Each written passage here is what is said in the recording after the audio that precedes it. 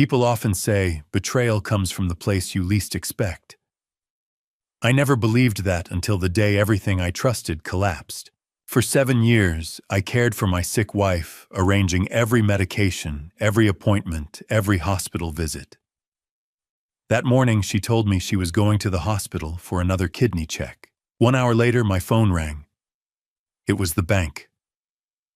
"Sir, your wife is here right now," the bank employee whispered. "And she's sitting with a man who looks exactly like you." In that moment, my world stopped.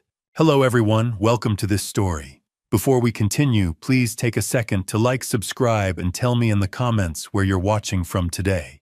I love seeing how far these stories travel. A quick note, some elements are fictionalized for storytelling, and any resemblance to people or places is purely coincidental. The scent of honey-glazed chicken usually meant peace in my house, but today, the air felt thick with a chill I couldn't explain.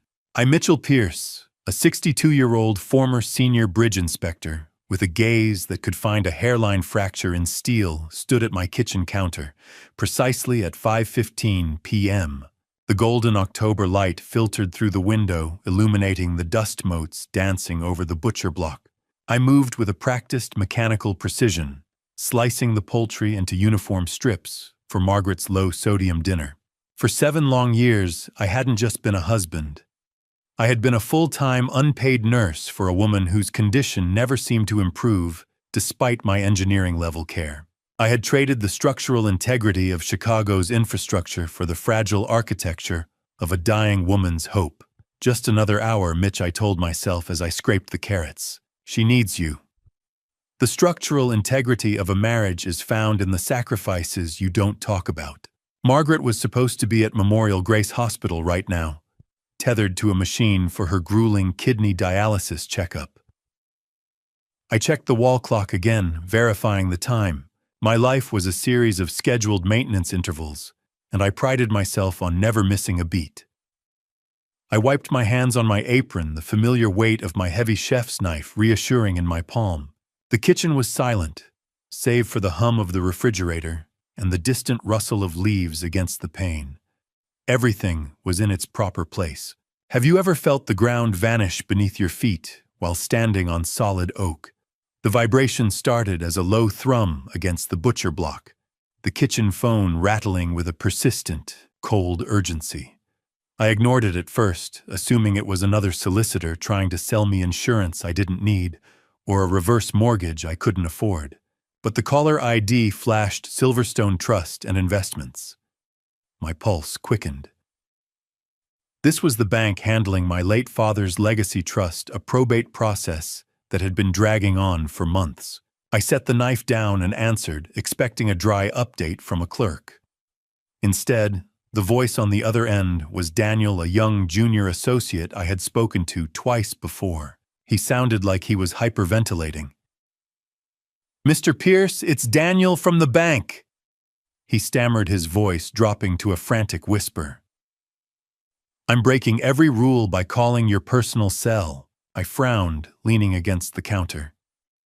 "Daniel, I'm right in the middle of dinner. Is the probate cleared?"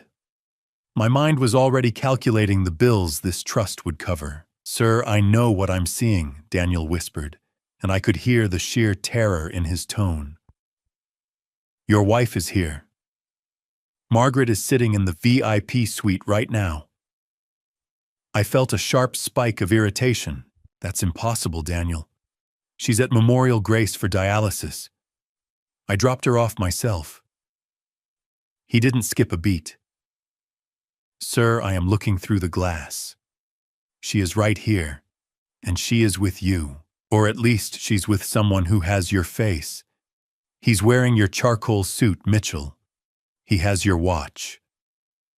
The knife hit the floor. The blade sang against the tile. A perfect fracture. I stared at the shimmering steel by my feet, my brain refusing to process the data. "I'm standing in my kitchen." I shouted into the phone, my voice cracking with a sudden raw anger. "He's signing the papers." Mitchell Daniel hissed, the sound of paper rustling audible over the line. He's signing your legal name on the final legacy trust documents. He's taking the entire inheritance.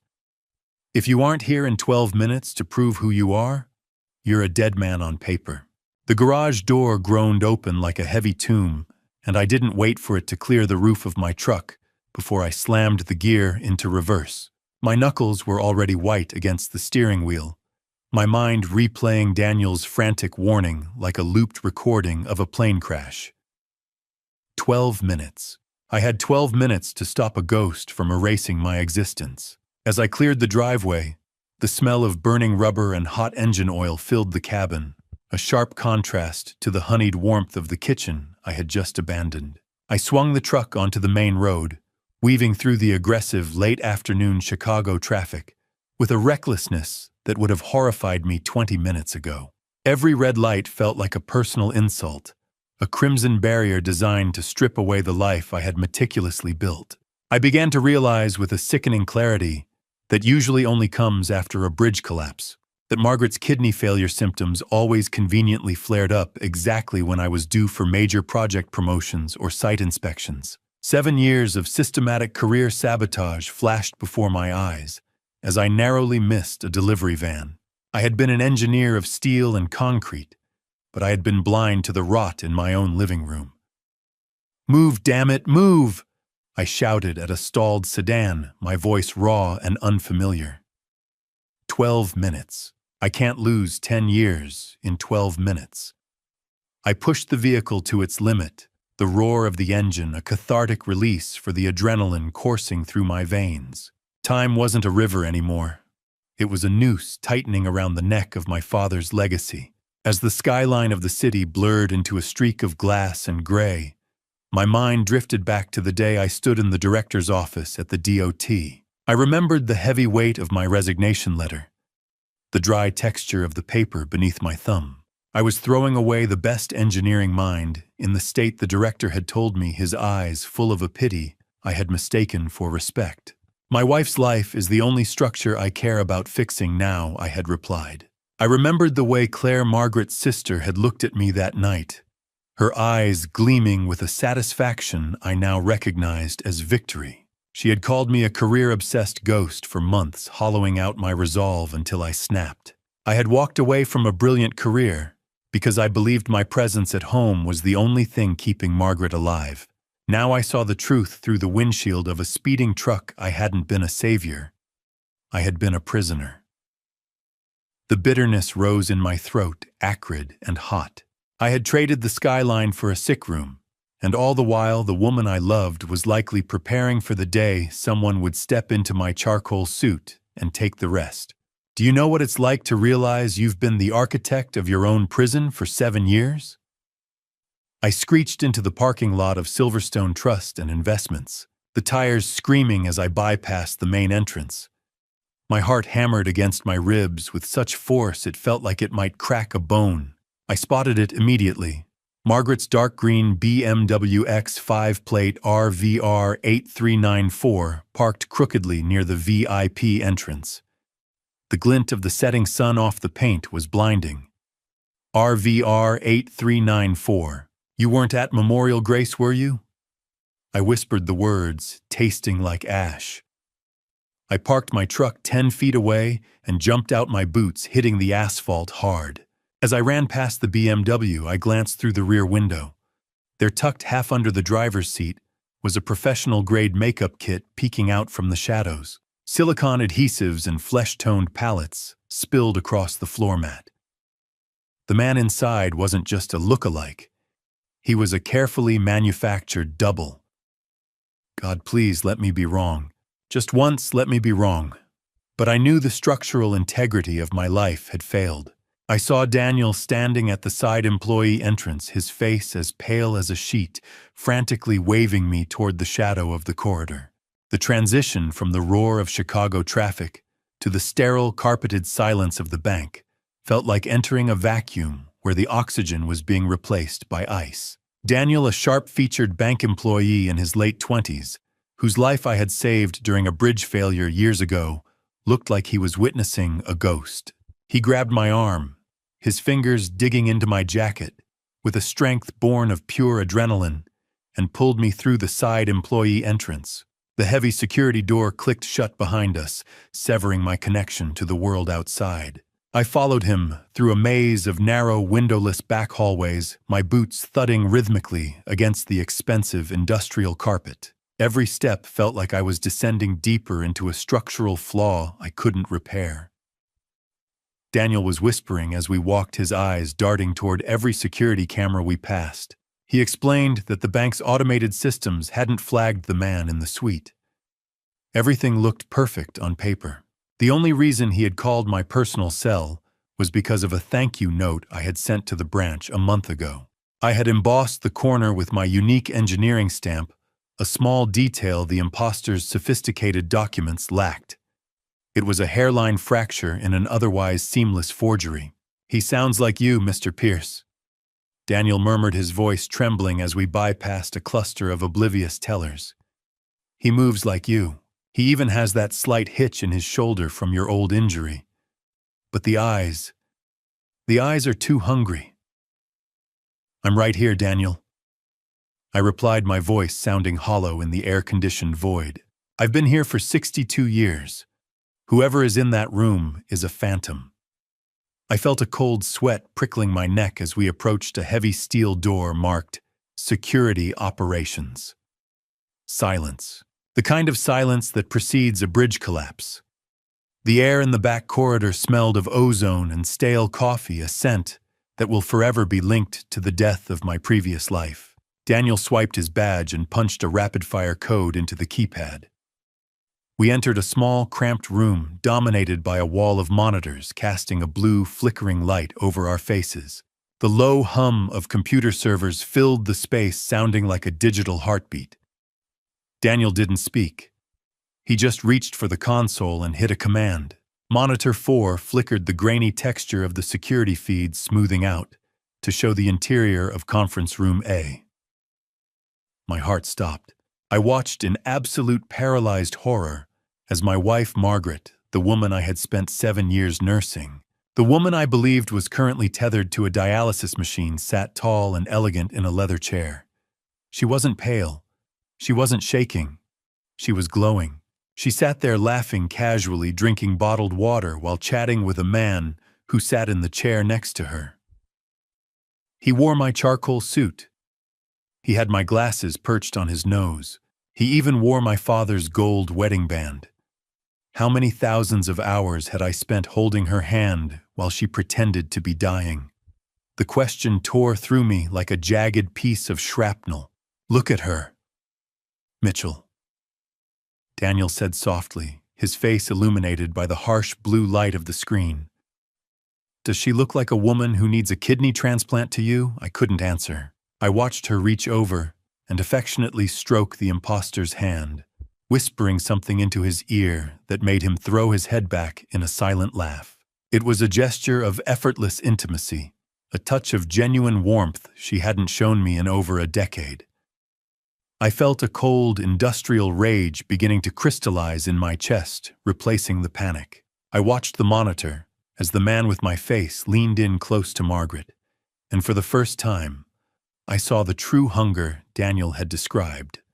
Not for her, but for the stack of legacy documents sitting between them. I didn't waste another second watching the phantom on the screen.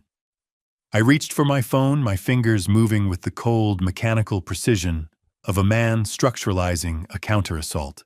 My eyes remained locked on the graininess of Monitor 4, where the man wearing my face was currently laughing at a joke my wife had likely made a dozen times before. The rage was there, deep and industrial, but I forced it into the background. I needed a legal fortress, and I needed it now. I tapped the contact for Victor Hayes, a 60-year-old top-tier asset attorney, with a voice like gravel and a reputation for being a shark in a tailored suit, and he picked up the call on the first ring. "Victor, they're in the room right now," I said, my voice coming out as a controlled rasp. "They're signing away 30 years of my life. I need an immediate lockdown on the legacy trust." Victor didn't ask for a preamble. He knew my father's estate inside out. He had been the one to help my father set up the trust with a poison pill clause that required my specific physical authorization for any transfer over $1 million. A clause only I can deactivate if I act before the notary's seal is dry. I'm already on it, Mitchell Victor growled. I'm drafting the emergency injunction as we speak. Don't confront them yet. If you storm that room, they'll pivot to a backup plan. Let the law be your hammer. I paced the small security room, the smell of ionized air and electric tension thick enough to taste. Daniel sat at the console, his face pale under the glare of the fluorescent security lights, reflecting off my sweat-beaded forehead. I watched the imposter lean over a document, his hand moving with a fluidity that mocked my own. A bridge doesn't fall all at once. It screams through the rivets first. My life was screaming, and I was the only one listening. I hung up with Victor and immediately initiated a second call. Samuel Torres, a 35-year-old private investigator with a genius-level intellect for digital forensics and a permanent 5 o'clock shadow, spoke with the frantic energy of a man who lived on caffeine and data. Samuel, find out where the digital ghost of my identity lives, I commanded. I want every password, every login, and every remote access point Claire or Margaret has touched in the last year. Samuel's keyboard clattered like a hailstone on a tin roof in the background. If that notary hits submit on the digital terminal before I can flag the transaction, Mitchell, we're chasing smoke across the Atlantic, he warned. They'll have that money moved through 3 offshore layers in the time it takes you to blink. I could feel the frantic tapping of my fingers on the edge of the security console, a rhythmic manifestation of the clock winding down. Tick, tick. The legacy was bleeding. I looked back at the monitor. Margaret was glowing, her face devoid of the sickly pallor I had tended to for 7 years. It was a masterpiece of deception. Just as I was about to signal Daniel to get me closer to the terminal, my phone buzzed with an incoming text from Victor. I swiped it open, my heart hammering. Mitchell. I've hit a snag, Victor said as I brought the phone back to my ear. Mitchell, the injunction will only hold if you can provide your engineering seal at the bank's terminal, Victor said. Your father embedded a failsafe. Any transfer over $5 million requires not just biometrics, but your DOT engineering seal with your unique inspector ID. Ryan can fake your fingerprint with silicon, but he can't fake 30 years of certification.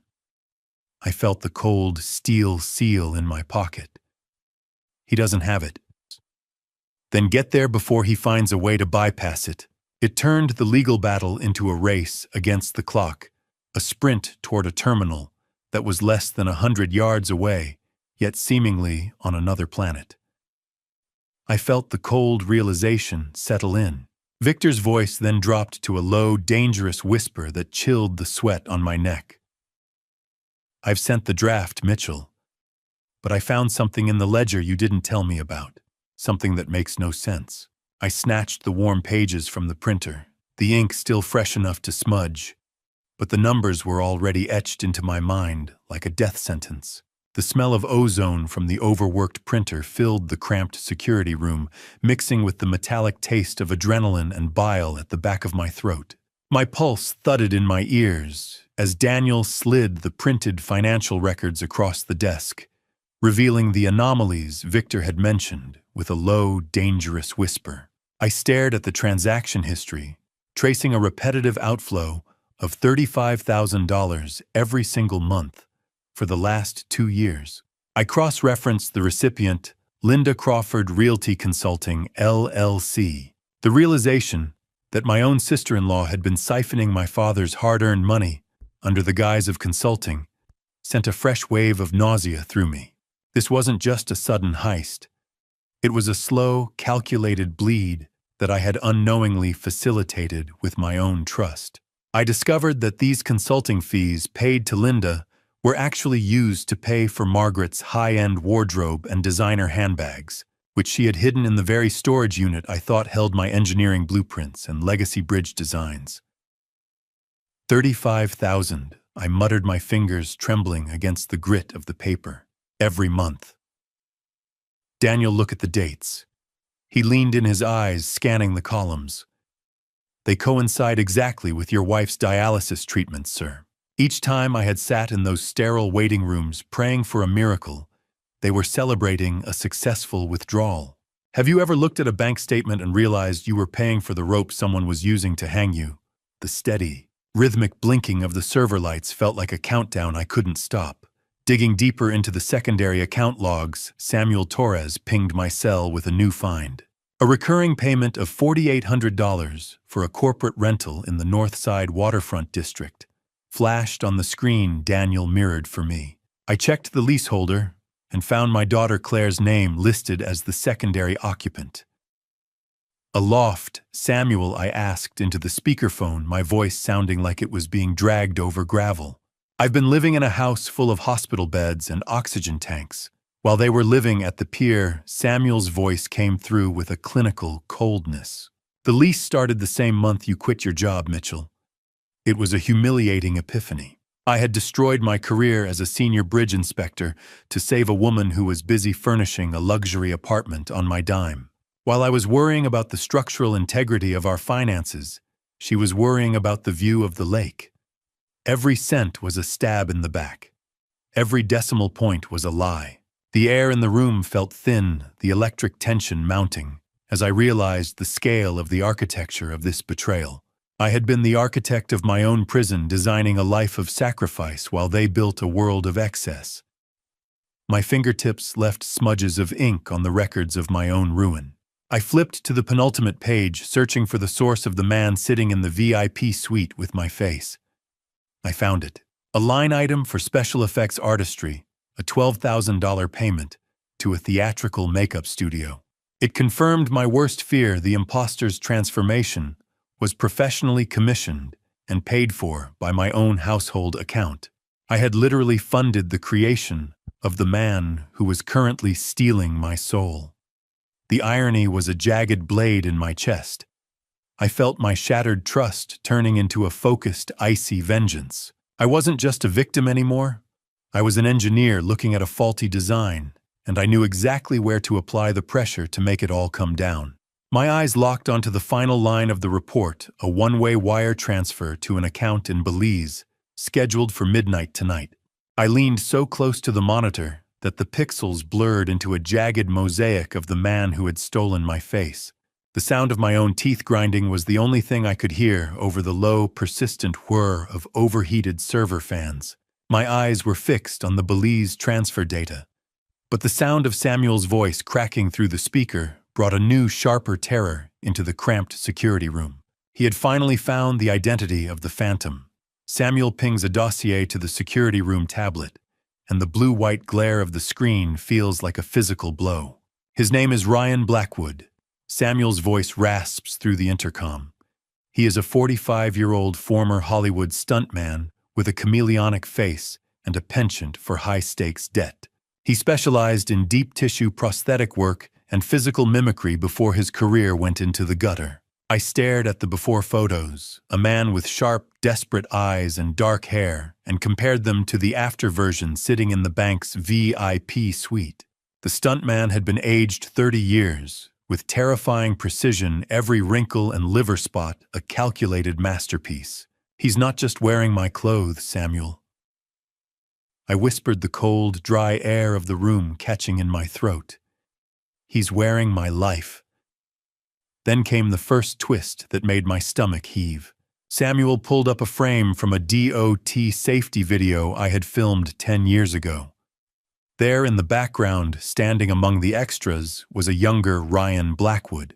Claire had been scouting for a double far longer than I ever suspected.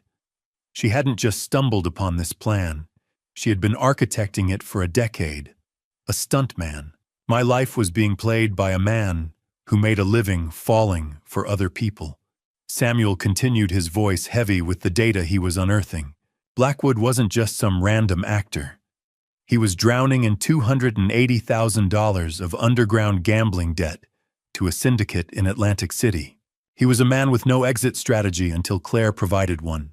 My heart stopped when Samuel displayed a series of private wire transfers from my daughter's personal travel blog account directly to Blackwood's creditors. Claire didn't just find him, did she? I asked, the words tasting like copper. She bought him. She cleared his slate, Mitchell Samuel confirmed. In exchange, he's clearing your bank accounts. It was a soul-crushing epiphany. It wasn't just a betrayal by a wife who pretended to be dying. It was a cold-blooded recruitment by a daughter who had essentially purchased a new father to sign her checks. How much does it cost to buy a daughter's love? Apparently $280,000 and my father's name. I felt a nauseating violation as the architecture of the lie became fully visible. I was the bridge they had decided to demolish for the scrap metal. But Samuel wasn't finished. He uncovered a series of hidden folders in Blackwood's cloud storage that turned my icy rage into a paralyzing fire. It wasn't just Margaret and Ryan together in the photos. There were images of Ryan and Claire at the waterfront loft, laughing over wine, looking like a family. They were a couple living a life together in a penthouse I was unknowingly funding while I was home cleaning bed sores and measuring low-sodium chicken broth. I looked at the silver ring on Ryan's finger. My ring, the one I thought I'd lost down the sink drain a year ago, and realized he wasn't just impersonating me to the bank. He was playing the part in a bedroom I hadn't been allowed into for years. The man with my face wasn't just stealing my money. He was living the life I thought I had, while I was relegated to the role of the invisible caretaker in a house built on sand. The sound of my own footsteps echoed in the empty hallway of the bank as I ran toward the parking lot, driven by a need to reclaim the physical proof hidden in my own home. I left the bank behind the cool evening air of Chicago biting at my skin, but I barely felt it. My mind was a structural diagram of failure, tracing the lines of a life that had been compromised at the foundation. Stepping back into my house was like entering a mausoleum I'd spent 7 years decorating with lies and fake prescriptions. The familiar smell of stale lavender and floor wax greeted me, a scent that used to mean safety, but now felt like the chemical signature of a fraud. I stood in the entryway listening to the silence. Usually this house was filled with the artificial hum of a dialysis mimicking machine I'd purchased to keep Margaret comfortable, but with her away at the bank, the machine was dark. It was eerily quiet, the kind of stillness that precedes a total collapse. I walked into the living room, my eyes landing on a framed photo of my daughter Claire. Her smile seemed to mock me from the mantel. "Welcome home, Mitch," I whispered to the empty air. To the house built on quicksand. 7 years of my life had been poured into this place, and I had never even smelled the rot beneath the floorboards.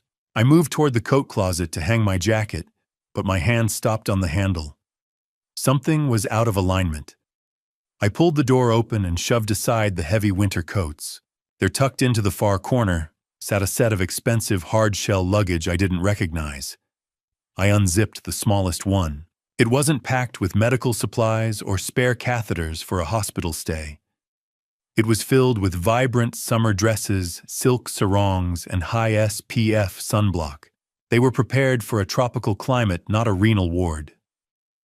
Memory is a bridge with rusted rivets. Once you see the first crack, the whole structure begins to scream. A framed wedding invitation on the hallway wall caught the late afternoon light, triggering a visceral memory of Claire's wedding 5 years ago. I remembered sitting in the darkened master bedroom on that sweltering July day, holding Margaret's hand through what she claimed was a chronic flare-up of her kidney pain. "You should go, Mitch," she had groaned, her face twisted in a performance I'd found heroic at the time. Don't let my kidneys ruin her big day. I'd refused to leave her side, believing my devotion was the only thing holding her together. I sat in the dark for 6 hours while Claire's social media feed showed a lavish ceremony at a lakeside estate, a party I wasn't invited to. I realized now that Margaret's illness that day wasn't a tragedy. It was a tactical maneuver.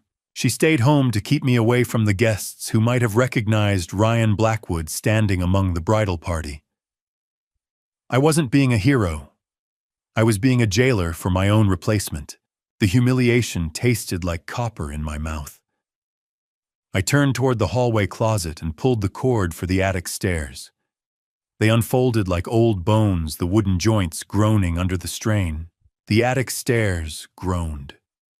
A warning from a house that didn't want its secrets found. I climbed into the unventilated space, the heavy dry heat pressing against my chest. I swept my flashlight across the dusty rafters until I found a rolled-up set of architectural blueprints for the house. I spread them out on an old trunk. They were my original designs, but they had been modified in Claire's unmistakable sharp handwriting. She had highlighted specific sections of the floor plan, labeled as dead zones areas, where she knew the acoustics of the house would prevent me from hearing conversations or where sightlines were obscured. She had mapped my own home against me. My flashlight beam hit a dust-covered briefcase in the far corner hidden behind a stack of holiday decorations. Inside, Claire's old laptop sat nestled in foam, still plugged into a secret outlet installed behind the junction box. Its power light was blinking with a rhythmic green heartbeat in the dark, waiting for me to find the digital legacy of my own ruin. The screen flickered to life, its cold blue glow illuminating the dust motes and the deep weathered cracks in my hands, like a topographical map of a wasted life. I sat on the dusty attic floor, the dry, suffocating heat of the insulation pressing in on me from all sides. My breath hitched as the login screen appeared, a blank field demanding a key I shouldn't have possessed. I tried the most obvious combination, a sequence of 4 digits that felt like a mockery of my own existence. 0514, my own birthday. She used the day I was born to bury me. The desktop appeared cluttered with innocent-looking folders for travel photos and blog drafts, but my eyes were drawn to a hidden partition disguised as a travel archive. I navigated the directory with the frantic clicking of the trackpad, my pulse thudding in my throat. Inside, I found a folder named Operation Legacy. It was structured with the same engineering precision I once used to design state bridges, but this time the goal was to collapse a man's future. I discovered that Claire had a remote access app installed on my own phone for years. A digital tether that allowed her to delete bank alerts, freeze notifications, and erase hospital confirmation emails before they ever blinked on my screen. I was a senior inspector who could spot a hairline fracture in a steel girder from 50 yards away, yet I had been blind to the parasite living in my own pocket. This isn't just a folder, I whispered into the stifling darkness. It's a demolition plan. My fingers moved of their own accord, scrolling through a document that outlined a 7-phase conspiracy. Phase 1 was titled The Sick Bed Constraint. It detailed how Claire had recruited a disgraced medical student named Dr. Harrison to provide high-dose sedatives that perfectly mimicked the lethargy and nausea of kidney fatigue. I read Claire's typed status updates with a sour taste of realization blooming in my mouth. She wrote about how my pathetic devotion made the sedation easy to administer, how I was too distracted by my own nobility to ever check the pill bottles. Do you know how it feels to realize the medicine you lovingly brought to your wife's bedside was the very poison keeping you a prisoner every time I had adjusted her pillows or stroked her hair? I was merely serving as an unwitting accomplice to my own kidnapping. Phase 2 involved the wait for legacy, a cold-blooded tracking of my father's declining health. They were vultures waiting for a $6.8 million inheritance to drop, and they had been circling for 7 years. Placebos. Lies. 7 years of my life distilled into a digital spreadsheet. The deeper I went, the more the betrayal transformed from a sharp pain into a cold, industrial rage. I found a spreadsheet labeled Sedative Schedule that finally broke the last tether of my denial. In the margins were scanned notes in Margaret's own delicate handwriting. She wasn't just a passive victim being drugged by her daughter. She was an active participant. She had been choosing exactly when to take the pills to trigger flare-ups whenever I mentioned a site inspection or a weekend trip. She used her own body as a tactical weapon to keep me within arm's reach of the lie. The humiliation was absolute, a structural failure so complete that no amount of reinforcement could ever fix it. I felt the sweat dripping down my neck, the air in the attic becoming unbreathable as the weight of the truth settled on my shoulders. I scrolled to the very bottom of the file and froze. There was a high-resolution photo of a man I didn't recognize standing in a sterile office next to Dr. Harrison. He was the man who had been providing the chemical chains for my cage, the technician of my misery. I stared at the photo, my mind already cataloging the face for the reckoning that was coming. There is a specific kind of soul sickness that comes from watching a stranger practice being you, coached by the woman who promised to love you until death. The cursor hovered over a folder named Mimicry Tutorials, and my finger trembled as I clicked play. The blue, flickering light of the laptop in the dark attic cast long, distorted shadows against the rafters, making the space feel like a witness to a crime. The video was high definition, recorded in the very waterfront loft I had unknowingly funded. In the frame, Ryan Blackwood sat at a desk hunched over a tablet. Margaret was right beside him, her face vibrant and healthy, devoid of the sickly pallor she wore at our dinner table. I watched as Ryan practiced my specific engineering signature hundreds of times. "No!" Margaret's voice came through the speakers, sharp and instructive. Mitchell pauses before the P. He hesitates like he is checking a weld. It is a tic he developed after that bridge failure in '98. I felt a nauseating violation crawling up my spine. She had cataloged my traumas like design specifications. I noticed a video time-stamped from a month ago where she coached him on public interactions. "If the teller asks too many questions, just let me handle it," she said with a dismissive wave. "We will tell people Mitchell has early-onset vocal fatigue from his stress. He is so predictable it is almost boring to play him." Ryan replied, pushing his glasses up his nose in a way that was a perfect mirror of my own habit. Click. Rewind. The sound of my wife's laughter felt like a serrated blade against my ears. I sat in the dry heat of the attic for a long time after the screen went black. The sound of the video's looped playback still echoing in the silence. My life had been a masterclass in deception, and I had been the only student who didn't know the curriculum. I finally closed the laptop, the green standby light blinking like a heartbeat in the dark, and retreated from the attic. I moved through the hallway past the room where I had spent years fetching water and fluffing pillows, and entered the master bathroom. I didn't turn on the lights at first. I let the moonlight spill in through the frosted window, illuminating the sharp, synthetic smell of Margaret's expensive perfumes that still lingered in the air. I stood before the cold, smooth surface of the bathroom mirror and finally flipped the switch. I looked at the man in the glass. For 7 years, I had allowed myself to become the caregiver, the worried husband, the man with the caregiver's slouch. Have you ever looked in a mirror and realized you've been a ghost in your own hallway? I began to consciously strip away that identity. I straightened my shoulders with the rigid discipline of a bridge inspector, assessing a primary load-bearing member. I cleared the exhaustion from my eyes, replacing it with the cold, industrial gaze that used to make junior engineers tremble. "You practiced the shell, Margaret," I whispered to her reflection in my mind. "You didn't account for the foundation. You can mimic the hitch in my shoulder, but you can't mimic the iron." I realized that while they had stolen my clothes and my ring, they had never possessed my iron-willed integrity. I am Mitchell Pierce, and tomorrow I am bringing this whole bridge down.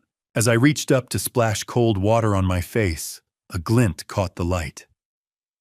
On the monitor earlier, Ryan had been wearing a specific watch. It wasn't a replica. It was my actual DOT commemorative watch, the one with the engraved steel casing I thought I had lost in a hospital cafeteria 3 years ago. She hadn't just replaced me. She had been harvesting my life piece by piece for years. I gripped the edge of the porcelain sink until my knuckles turned white, the weak man vanishing as a cold industrial rage took his place. The headlights of my truck sliced through the thick Chicago fog, a twin beam of truth, cutting toward the woman who had helped gut my life for $35,000 a month. My knuckles were still white on the steering wheel. the engine's growl vibrating through my chest as I pulled into the gated entrance of the Gold Coast. I was no longer the soft, grieving husband who fetched pillows and brewed herbal tea. That man had died in front of a bathroom mirror an hour ago. I was an inspector now looking for the stress points in a crooked bridge. I arrived at Linda Crawford's luxury condo at exactly 11 p.m. Linda Crawford, 56, adjusted her professional blazer nervously as she opened the door, her hands shaking as I pushed past her without waiting for an invitation. She tried to feign a sleepy surprise, but the smell of expensive, clinical air freshener and the way her eyes darted toward her laptop on the counter told me she had been waiting for a signal that never came. I marched to her designer glass coffee table and spread the forensic bank audits across the surface. The white pages glared under her recessed lighting, sharp and clinical. "You sell houses, Linda," I said, my voice as cold as a Lake Michigan winter. "Since when did you become a medical consultant for my wife's kidneys?" I watched the blood drain from her face as I pointed to the recurring payments from my father's legacy trust to her shell company. "Mitchell, I was just trying to help her." She stammered, her voice thin. "She said you were tracking every penny. She was scared she wouldn't have enough for the specialty care." I leaned over the table, my shadow swallowing her. Linda revealed that she was the one who actually found Dr.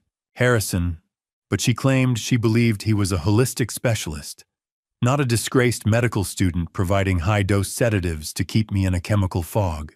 How much is a sister's loyalty worth? Apparently it's exactly $25,000 a month, plus a view of the lake. I stared at her, the silence in the room heavy with the distant muffled sound of waves against the seawall. "I'm an engineer, Linda. I know when a structure is about to fail. Right now, you're the weakest rivet in this conspiracy." I explained the reality of Operation Legacy, watching her eyes widen as she realized that the $850,000 she helped move made her a co-conspirator in federal wire fraud. I wasn't there to hear her excuses. I was there to break her. "You have two paths," I said, leaning in so close I could see the sweat beads on her forehead. "You can face the FBI tomorrow morning as a lead accomplice, or you can sign this affidavit now and help me bring down Claire and Margaret." I laid out the legal document, the cold, sharp corners of the printed statements pressing against my palms. Linda looked at the door, then back at the evidence. "They told me it was just a way to get her what she deserved," she whispered, reaching for a pen. "I didn't know about him. The actor." The pen scratched against the paper, the sound of a traitor choosing survival over family. As she signed, her resolve finally crumbled. "Claire had been recording your sleep-talking sessions for months. Mitchell," she confessed, her voice barely audible. "She used the recordings to give that man Ryan your exact cadence. Every private memory you mumbled in the dark was fed to him so he could pass as you in the high-stakes bank interviews. He knows things only you should know, because you told him while you were drugged." My stomach turned a visceral reaction to the idea of my own subconscious being harvested for a heist. I snatched the signed affidavit, the ink still fresh. Just as the ink on Linda's signature began to dry, my phone buzzed in my pocket, an unknown number from a New York area code I hadn't seen in years. I stared at the screen, the digits glowing like a neon sign in the dark of the condo, pulling me toward a ghost from my own past. The blue light of my phone screen pulsed in the dark cab of my truck, like a digital heartbeat displaying a New York area code that had been a ghost in my life for 9 years. I stared at the screen, the New York digits glowing like a neon sign in the damp Chicago night, as I pulled away from the curb outside Linda's condo.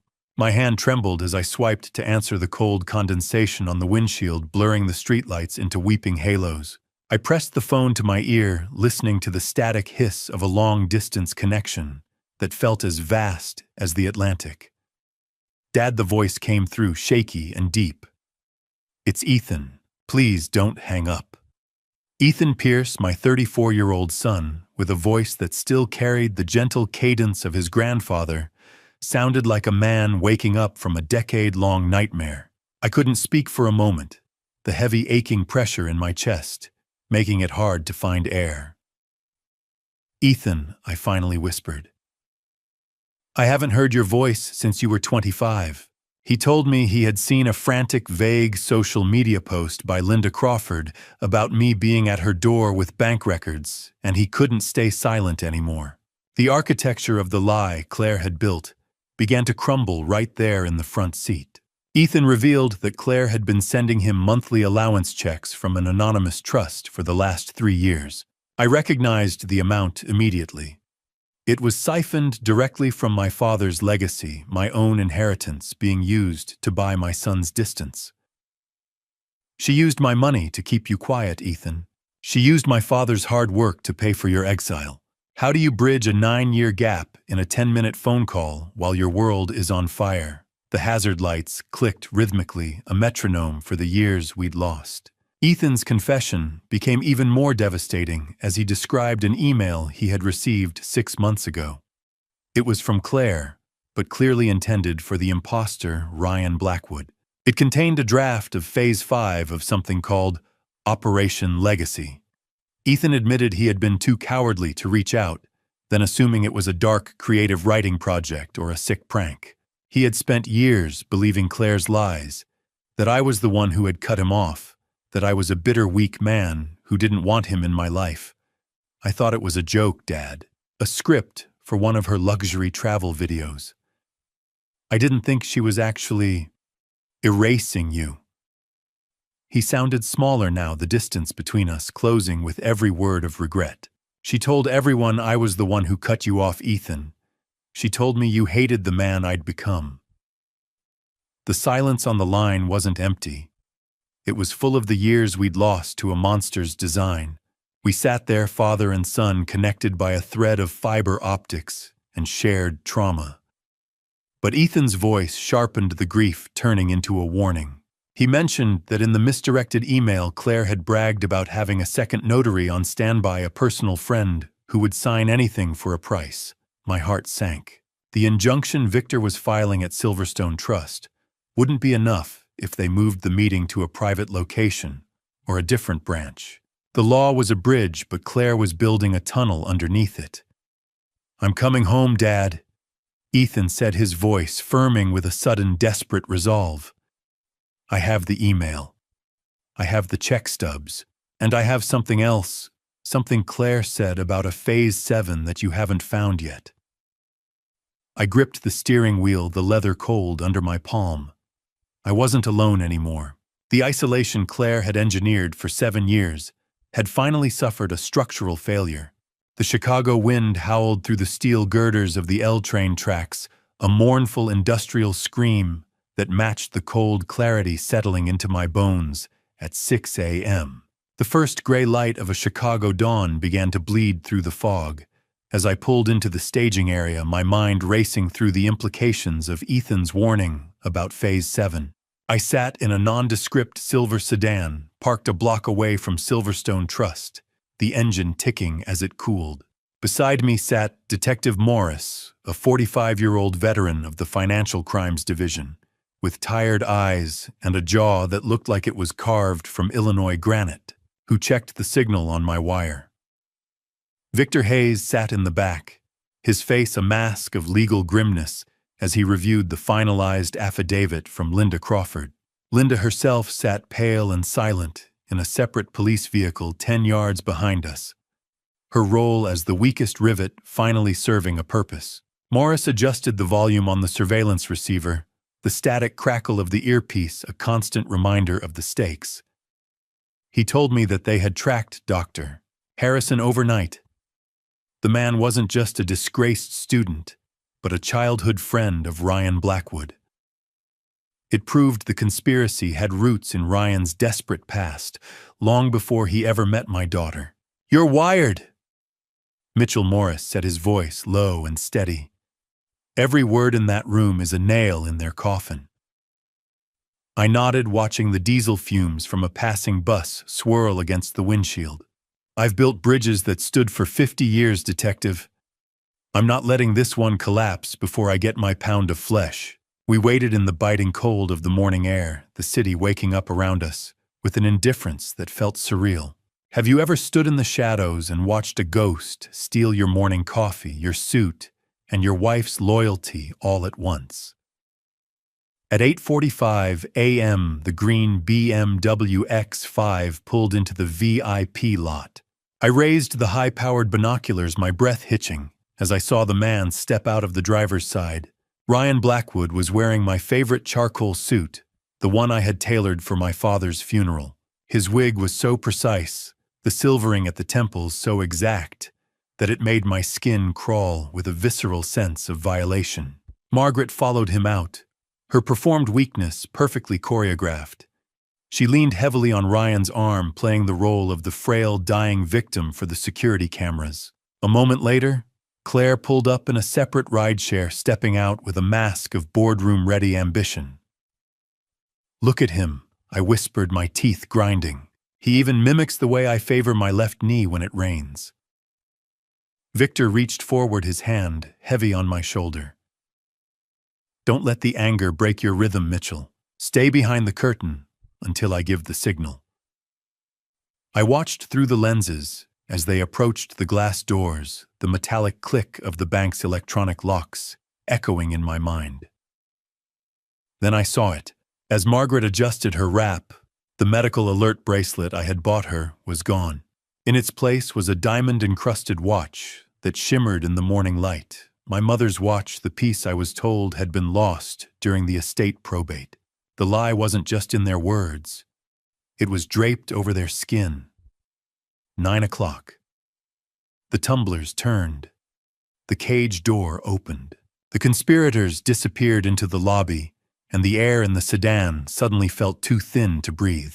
Morris gave me a sharp nod, the final confirmation that the federal agents were in position on the internal servers. I adjusted the microphone hidden beneath my stiff collar, feeling the cold weight of the industrial rage finally finding its outlet.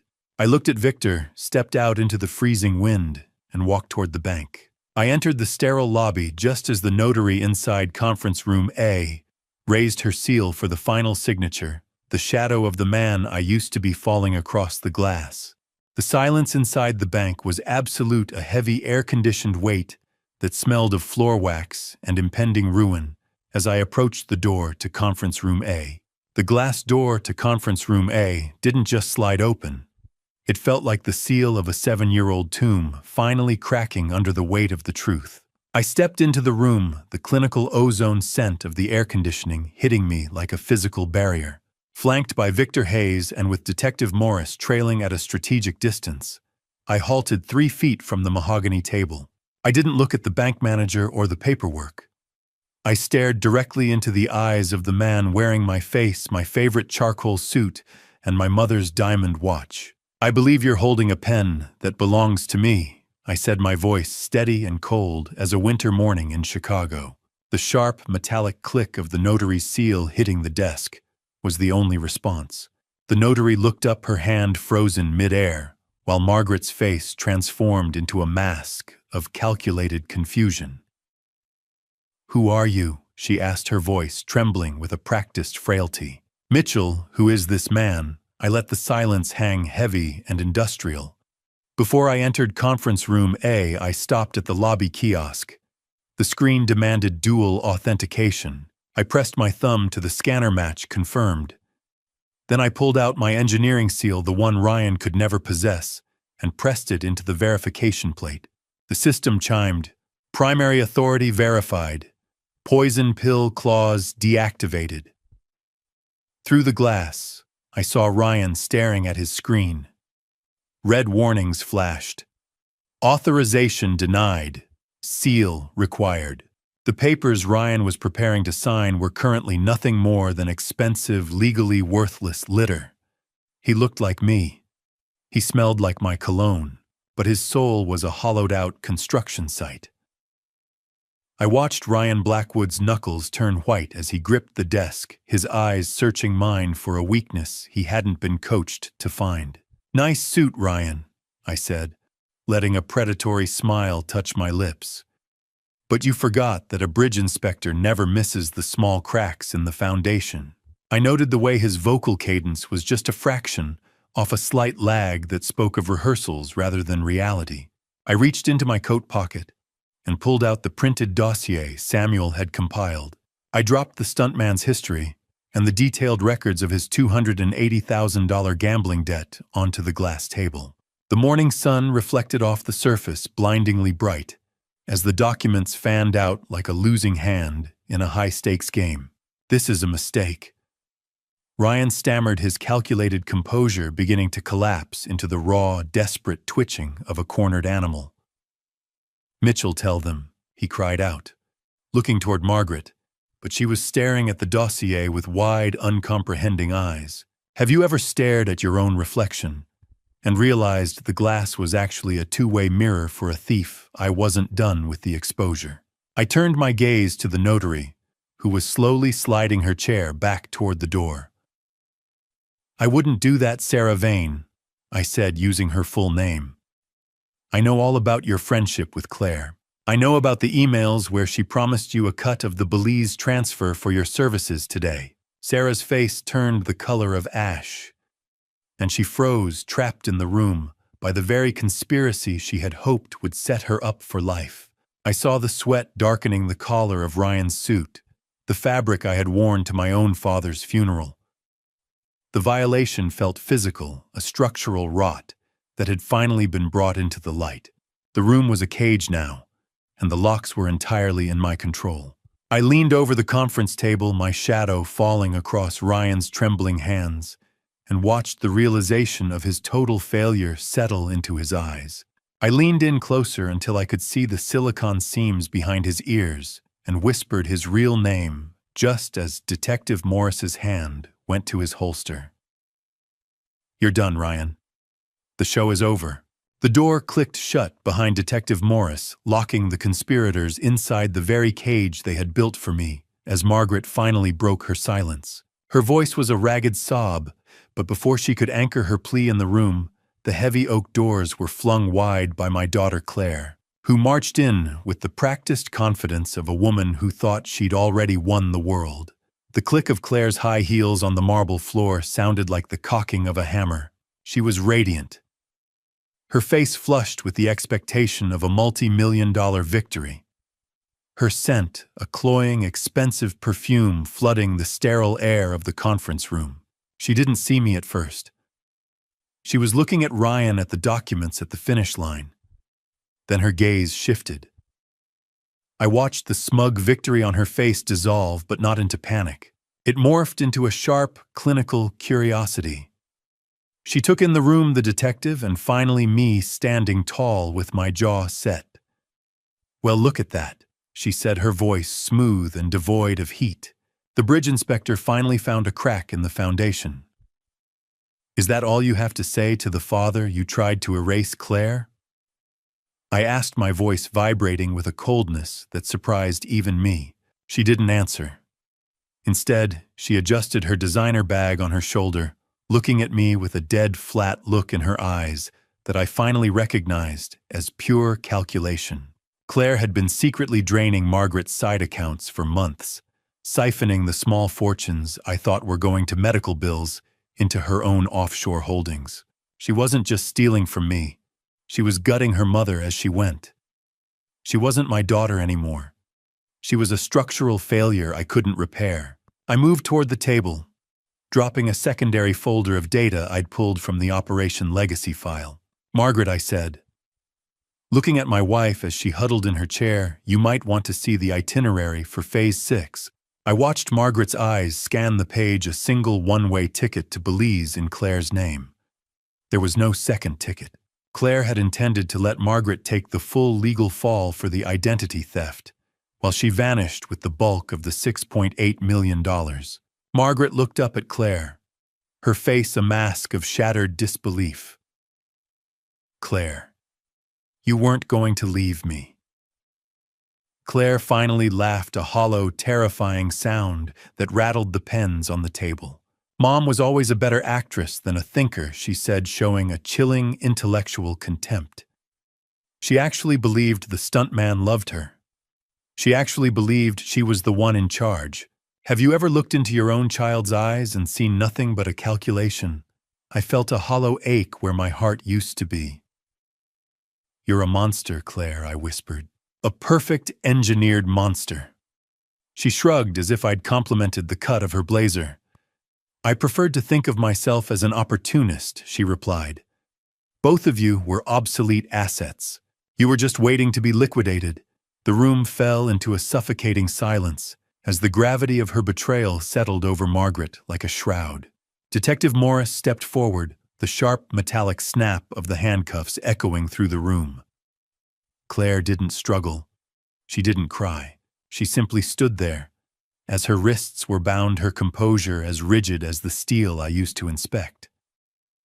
As they began to lead her out, she paused beside me.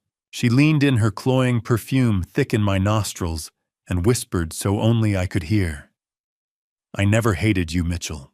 I just found your nobility to be a profitable weakness I couldn't resist exploiting." Claire didn't cry. She didn't scream. She simply looked at the handcuffs, then at me, and offered a small, terrifying smile that told me this was far from over. I stood in the wreckage of my family watching them lead my daughter away, realizing that the bridge I had spent 30 years protecting had never even been there. The walk back to my truck felt like a journey through a wasteland where the rubble was made of my own memories, and the front door of my house looked like the entrance to a crime scene I'd been living in for 7 years. I stood on the porch of the Elmwood residence, my keys heavy in my hand. Ethan stood beside me, his presence a quiet, steady anchor in a world that had lost its gravity. I unlocked the door and stepped inside, greeted by the familiar scent of expensive floor wax and the clinical tang of medical supplies. It used to smell like duty and devotion. Now it just smelled like the bottom of a grave. I walked through the main hallway, seeing the ghost of the man who used to meticulously organize Margaret's fake treatments. Every corner of this house was a witness to my humiliation. "It's so quiet." Dad Ethan whispered, his voice echoing in the hollow space. "It's like the house itself was holding its breath while they lied to you." "It's not quiet, Ethan," I replied, my voice sounding flat and tired. "It's empty. It was always empty. I just didn't have the eyes to see it." Underneath the mattress of the very bed where I had spent years fluffing pillows, I found a hidden journal. It wasn't a diary of pain. It was a ledger of mockery. Margaret had been rating my caretaking performance, scribbling biting notes about how easy it was to manipulate my salt intake obsessions while she was secretly ordering lobster to the waterfront loft. I felt a profound, hollow exhaustion as I realized my life's work had been her private comedy. Crash. The dialysis machine hit the floor. Plastic and glass shattered. It sounded like the truth. I began tearing down the medical apparatus with a frantic industrial precision. I ripped the tubes from the fake machine and swept the rows of kidney medication bottles into a heavy-duty black plastic trash bag. The crinkle of the plastic was the only song I wanted to hear. Ethan helped me, the two of us working in a rhythmic, somber silence that served as our first shared act of father-son bonding in nearly a decade. While clearing a panel in the sick room, I found a hidden stash of Jimmy Choo designer shoes tucked behind her oxygen tank. I was eating tuna out of a can for months so we could afford her specialists. I said, staring at a pair of 4-inch heels that had cost more than my first truck. "Don't look at the shoes," Dad Ethan said, placing a firm hand on my shoulder. "Look at the trash bag. It's all going where it belongs." Have you ever cleaned out a room and realized the only thing you were actually throwing away was your own misplaced mercy? I carried the bags through the house, the smell of dust and stagnant air following me like a persistent ghost. I reached the kitchen island where the last tray of pills I prepared this morning sat waiting.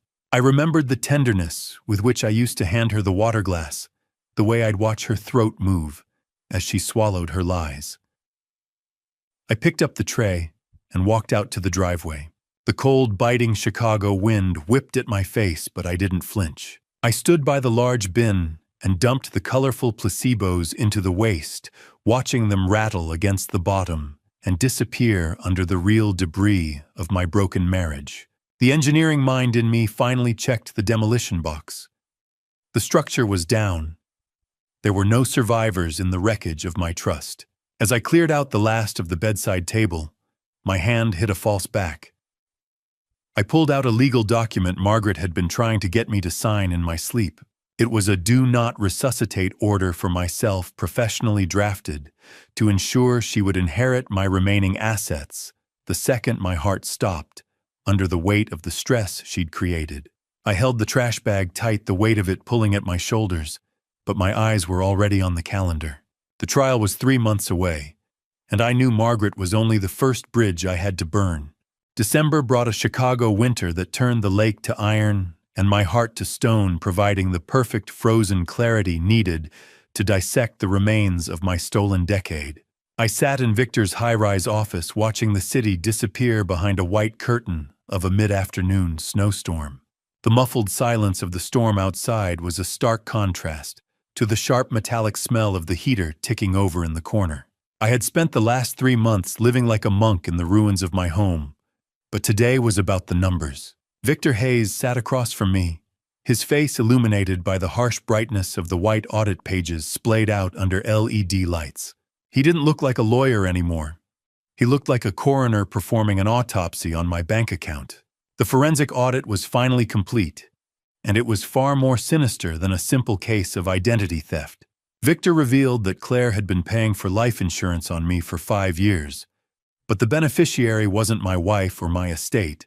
It was a shell corporation owned solely by Ryan Blackwood.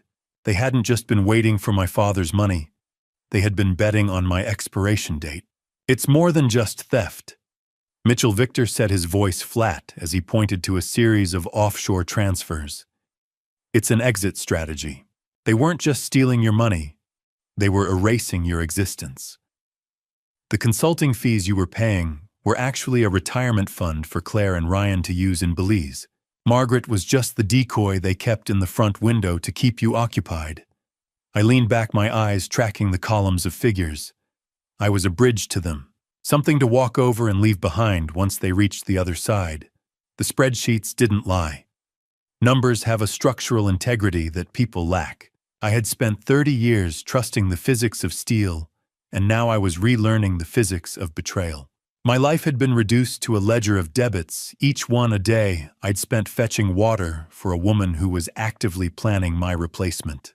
The audit then turned its cold eye to the chemical chains that had bound me. We traced the paper trail for the medications I had administered so faithfully every evening. There were no legitimate pharmacies, only monthly wire transfers to a nondescript mail-order facility in a remote part of Florida. Just as I was beginning to process the sheer scale of the medical gaslighting, the vibrating hum of Victor's phone on the glass desk broke the silence. He answered, listened for a moment with a tightening jaw, and then looked at me. The FBI just called. They got him. Harrison was apprehended in a sting operation in Miami. Harrison isn't a doctor, Mitchell. He's a professional jailer with a chemistry set. They found a ledger in his possession, other clients who used his services to incapacitate wealthy relatives, 7 years of poisoning my own wife. Because I trusted a piece of paper, I whispered the realization, feeling like a physical weight on my lungs. I had been the one holding the spoon, the one ensuring the dosage was correct, all based on a script written by a criminal. How do you quantify the cost of a decade spent in a drug-induced fog of someone else's making? I felt a grim validation, but it was hollow. The structure of my family was gone, replaced by a crime scene that spanned 3 states. Victor slid a final thin folder across the desk. It contained a transcript of Harrison's initial confession to the Miami field office. He told the agents that Margaret was actually the one who requested a higher dosage of sedatives for me 6 months ago. She told him I was becoming too unpredictable, too prone to asking questions about the banking alerts. She didn't just want me quiet.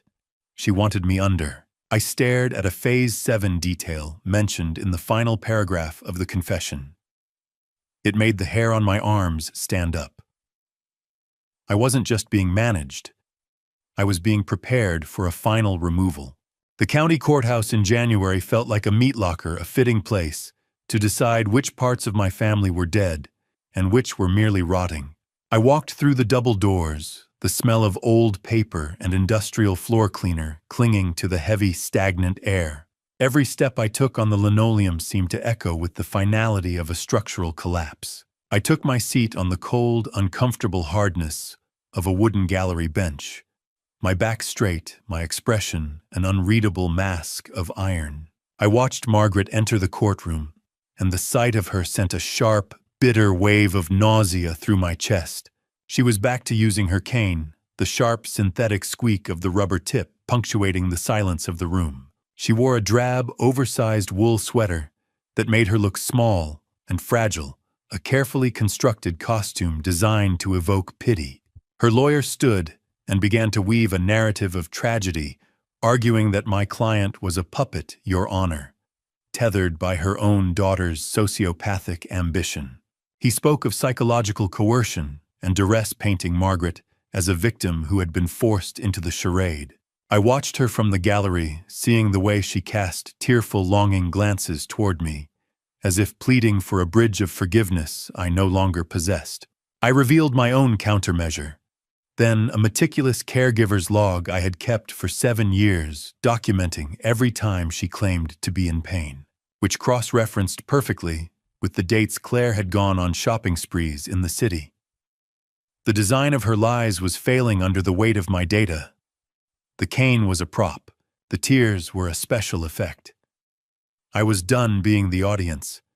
I was called to the witness stand, and I felt the eyes of the room press against me like a load-bearing wall. Judge Sterling, a man with a face like a worn-out gavel, and eyes that had seen every trick in the book, peered over his spectacles at me.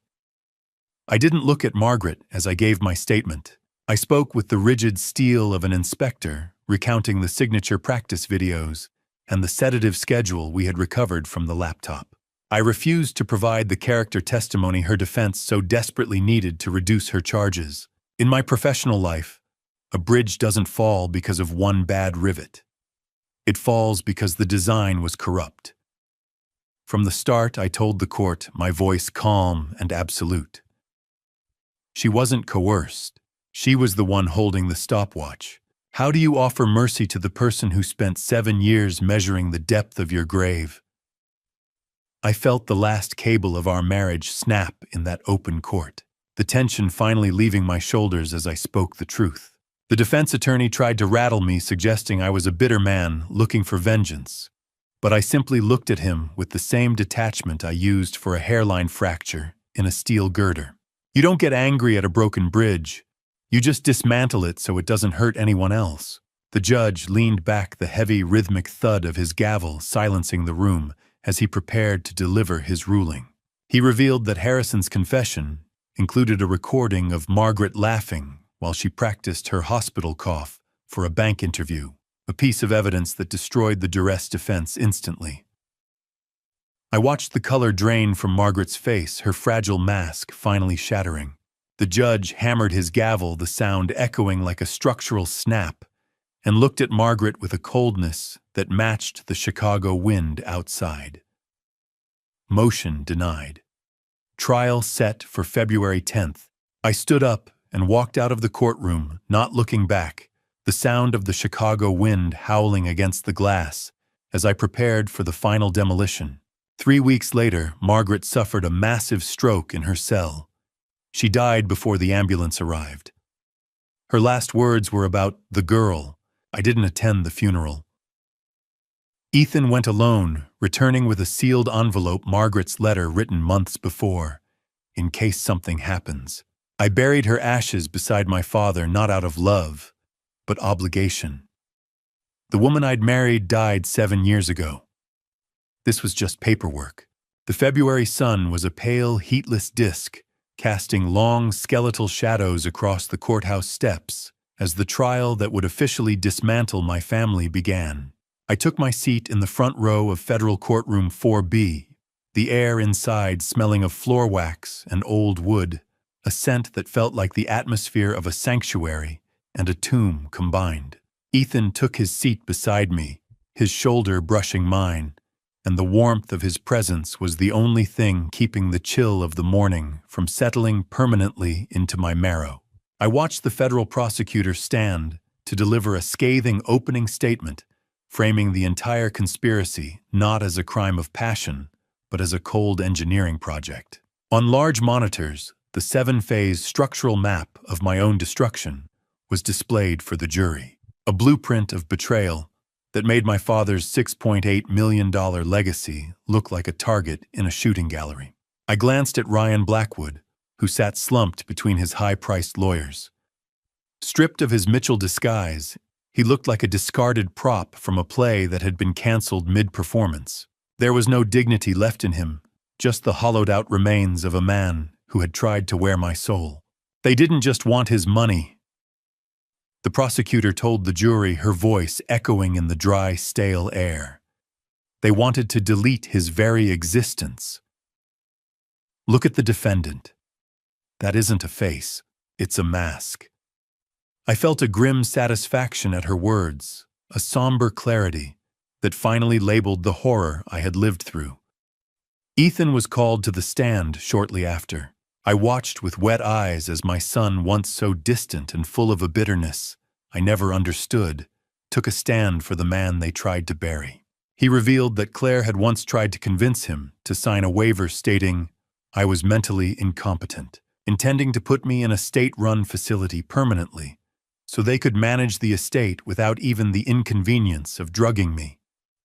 The truth doesn't just set you free, it burns everything that was built on a lie.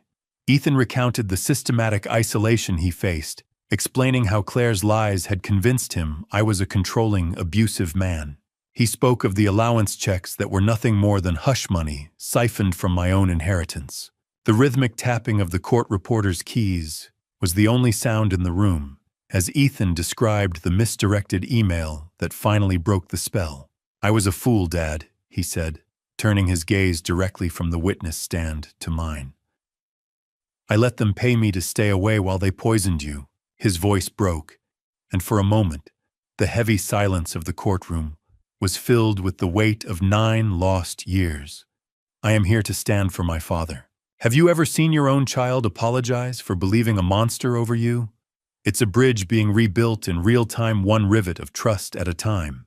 I gripped the wooden armrest of my chair, my knuckles white, feeling the structural integrity of my life returning. As Ethan stepped down from the stand, he did something that wasn't on the witness list. He reached into his pocket and handed the prosecutor a small, silver-encrypted USB drive he had found hidden in his old New York apartment.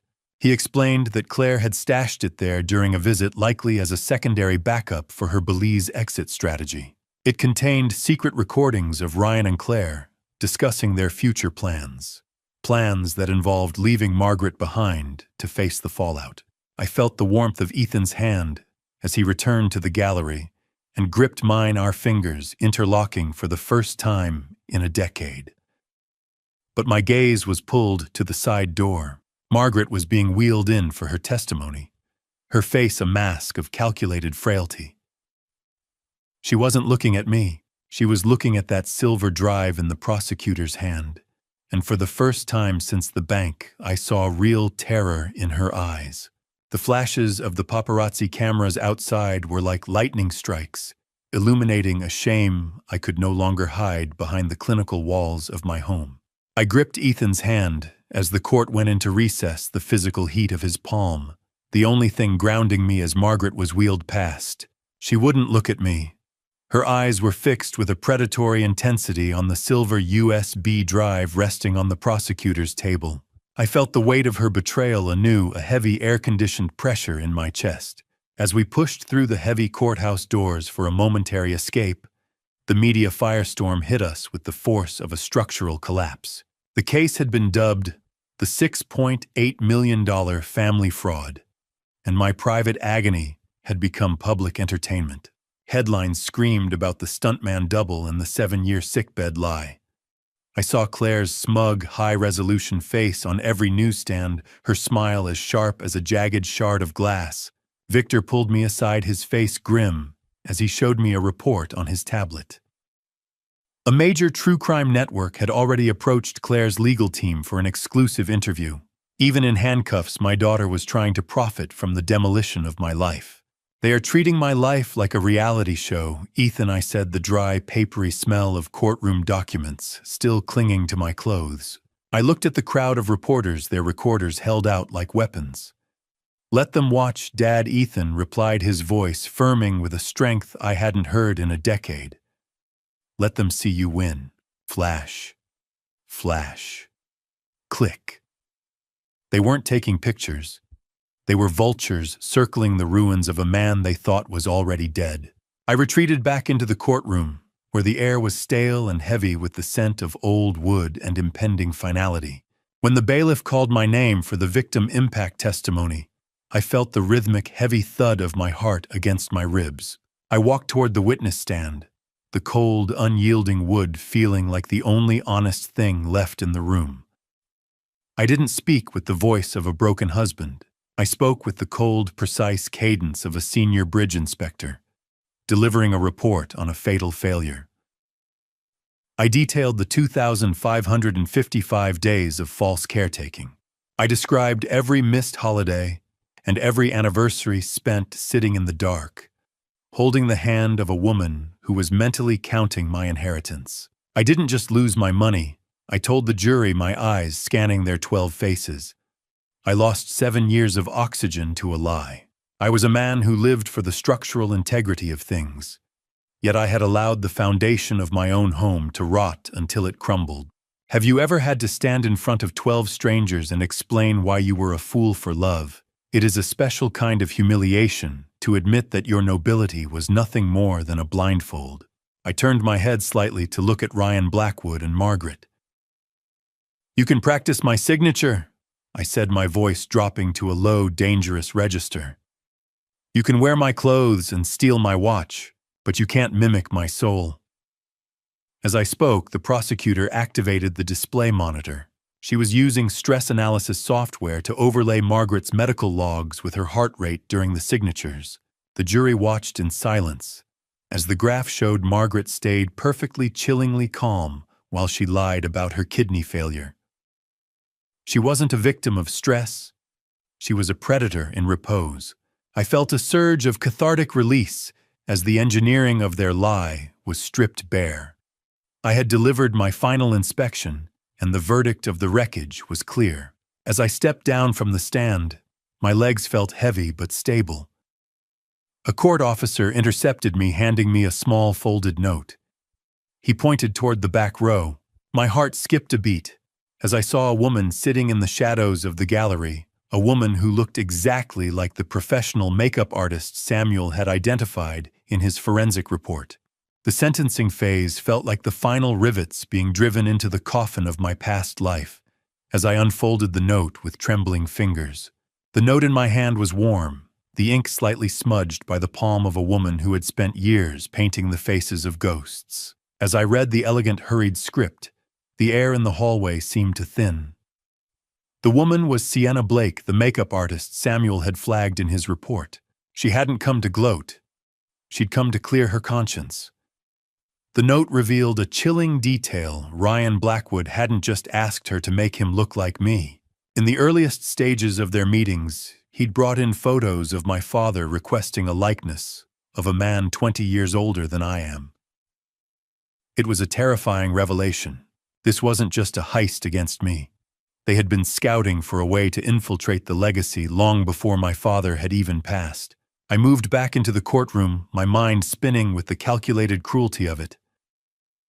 I took my seat as the judge called for order, his voice like a gavel striking iron. The sentencing hearing began with Ryan Blackwood. He sat there without the silicone masks or the tailored charcoal suit, just a man in a jumpsuit who had worn my life like a rented tuxedo.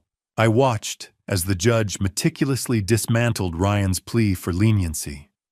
He didn't care about the gambling debts or the stuntman's desperation.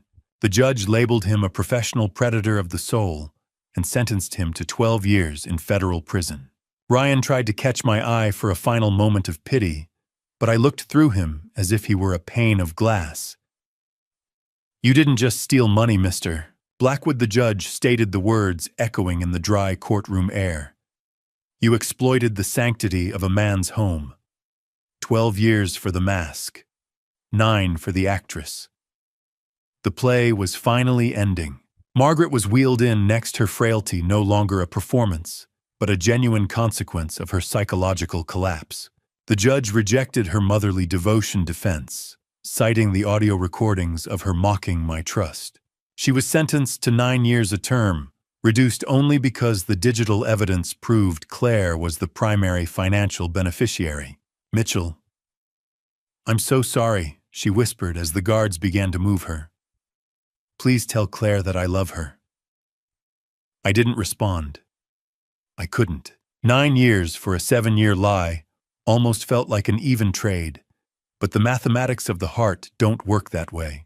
I watched the heavy metallic thud of the jail transport doors closing in my mind's eye.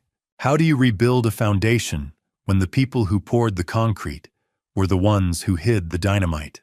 Later, I met Linda Crawford in a small probation office conference room. The smell of floor wax and stale coffee was overwhelming, and the pale fluorescent light cast long, weary shadows across the table. Linda, now a state witness, was signing over the remaining $650,000 from her shell company. The scratching sound of her pen on the legal restitution papers was the only sound in the room. I've transferred every cent back, Mitchell, she said, her voice barely a whisper. I'll be paying off the rest for the next decade. I watched her sign the final deed, providing the properties she'd helped Claire acquire under the table. I don't want your thanks, Linda, I said, my voice reflecting a weary pragmatism. I just want the ledger to be clean. She paused, her hand hovering over the paper, and looked at me with a sudden sharp intensity. She confessed that during her time consulting, Claire had asked her to scout for a small private landing strip in a remote part of Illinois. It wasn't about an airport. It was about a final escape route I hadn't even considered. I watched Linda walk out the door, but my mind was stuck on a single word in Sienna's note. A word that pointed to a hidden asset even Victor hadn't found in the audit. The courtroom for Claire's sentencing felt different, colder, sharper, and devoid of the fake tears that had stained the previous hearings, as if the law itself had sharpened its teeth for the mastermind. I stood at the back for a moment, observing my daughter as she was led to the defense table. She didn't look at me. She didn't look at Margaret, who sat huddled in her own silent misery. Claire stood before the judge with a rigid intellectual defiance, her chin tilted up, as if she were the only person in the room who understood the true value of the game. The prosecution characterized her as the architect of an emotional demolition, a woman who didn't just want wealth, but who took pleasure in the systematic erasure of her own father. 18 years for the mastermind, I whispered, as the judge delivered the sentence. You didn't just want my money, Claire. You wanted to erase my name. She finally turned to me as the guards gripped her arms.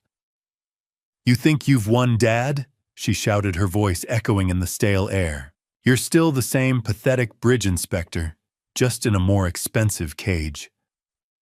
I watched her go, realizing that the poison pill she had left behind was far more than just a legal clause. 18 years. A long time to sit in a cell and realize that your father's weakness was actually your own undoing. Months later, in September, I returned to the Elmwood District home for the final time. The stark brightness of the September sun hit the bare floorboards, illuminating the dust motes dancing in the empty space. The house was a shell. I walked through the quiet rooms, hearing the hollow echo of my own footsteps. I could still see the outlines on the carpet, where the medical equipment once stood, ghostly reminders of my 7-year imprisonment. It was a construction site for a heist, a structure I had maintained with the obsessive care of a man who thought he was saving a life. I discovered then that Claire had taken out a second mortgage on the house using a forged power of attorney. The sale proceeds would be significantly less than I anticipated, a final parting gift from a daughter who wanted to ensure my foundation remained unstable. Have you ever walked through your own house and realized you were the only real thing in a world made of cardboard and lies? I began to pack the last of my engineering blueprints, the only things from this place that held any structural integrity. A forgotten document slipped from the box, a faded brochure from Midwest Fertility and Surrogacy Center, dated 2018. Margaret and I had signed the contract 8 years ago, hoping for a second child after Ethan left. But then her kidney symptoms began, and I assumed the clinic had canceled everything.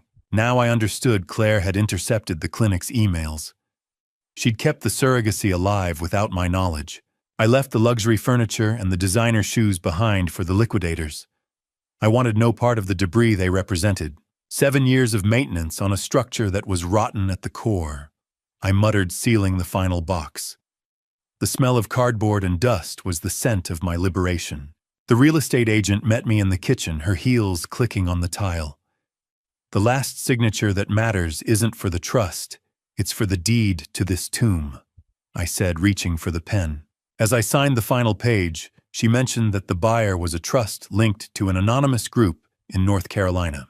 It was the very state I had been considering for my relocation, a coincidence that felt like a sudden, unexpected shift in the wind.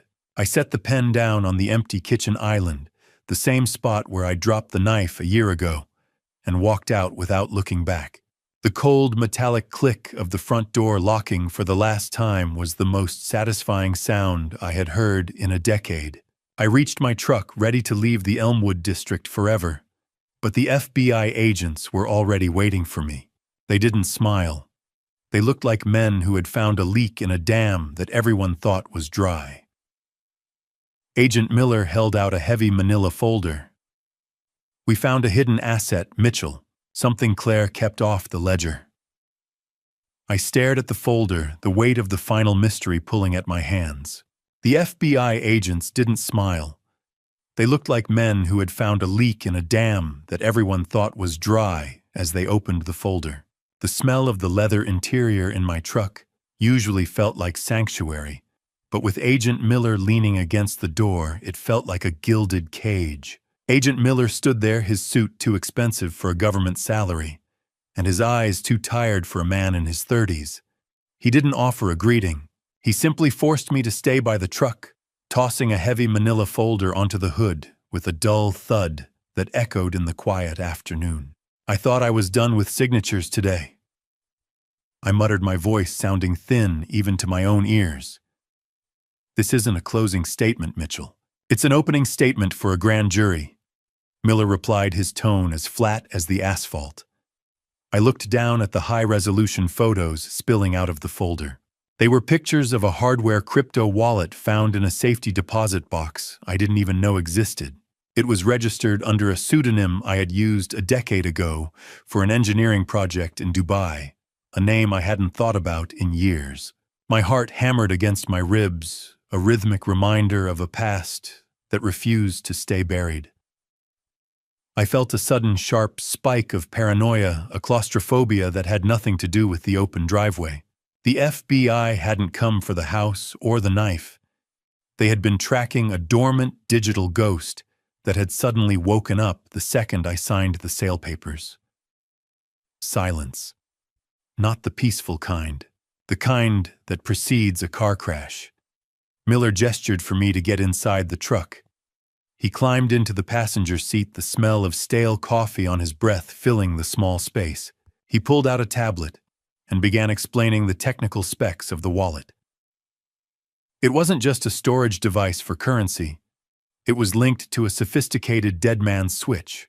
If a specific biometric check-in isn't met within the next 24 hours, the contents will be blasted to every major news outlet, and the SEC, Miller said, the blue glow of the tablet reflecting in his weary eyes. We're talking about millions in laundered crypto and encrypted whistleblowing files that could level half the firms on the S&P 500. Who was the fail-safe for? I asked, the realization of the stakes making my hands shake. Not for you. For the person who wants you dead, Miller whispered. He showed me the countdown timer on the screen, the numbers bleeding away in a steady crimson march. It was a digital guillotine, and I was the only one whose neck was on the line. I leaned back against the headrest, my mind racing through the people I had trusted and the people I had failed. You ever feel like your life is a ghost story? I was starting to realize I wasn't the protagonist. I was the haunting. But Miller wasn't done. He revealed that the dead man's switch wasn't just a passive leak waiting to happen. The wallet was currently being accessed by a third party in real time. Someone was trying to disarm the switch from inside my own network, bypassing the encryption layers that should have been impenetrable. Miller turned the tablet toward me, showing a live map of the intrusion. The signal attempting to bypass the switch was coming from a device registered to my late wife. My blood turned to ice. Margaret was dead, her remains resting in a plot I had visited only a month ago. Yet on the screen, her digital footprint was as vibrant and aggressive as if she were sitting in the room with us. Miller looked at me, his eyes searching for a lie I didn't have the strength to tell. The ghost wasn't just in the machine. It was coming for the legacy. The asphalt blurred beneath the FBI sedan as Miller pushed 80 the siren silent, but the urgency screaming in the way he gripped the wheel. I sat in the passenger seat, my mind a jagged map of the locations Miller had shown me on the tablet.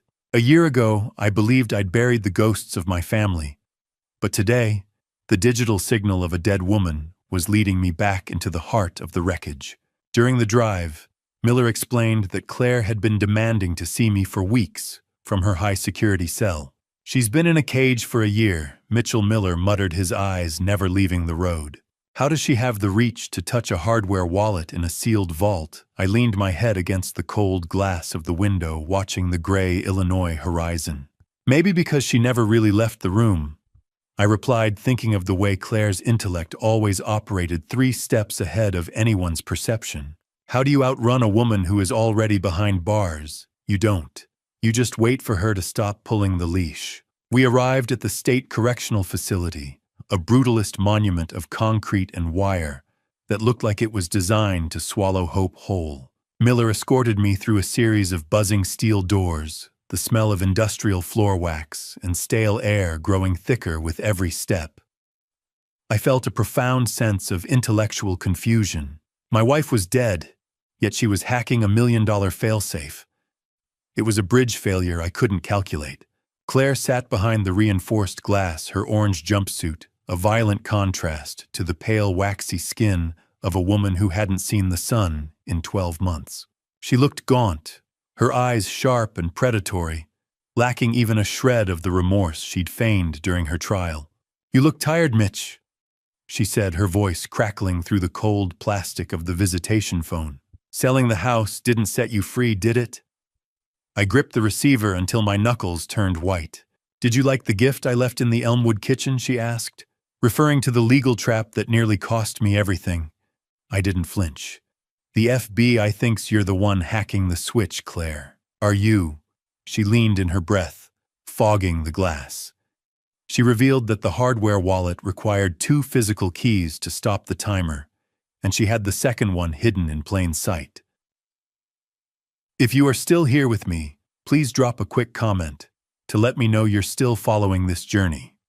Just comment the word iron if you're standing strong with Mitchell. And a small heads up, the next part of this story contains some recreated details for narrative impact. If you'd prefer to stop here, I completely understand, and you can end the video now." The glass between us didn't feel thick enough. Not by a mile. Claire leaned in even closer, her voice dropping to a whisper that felt like a razor blade against my ear.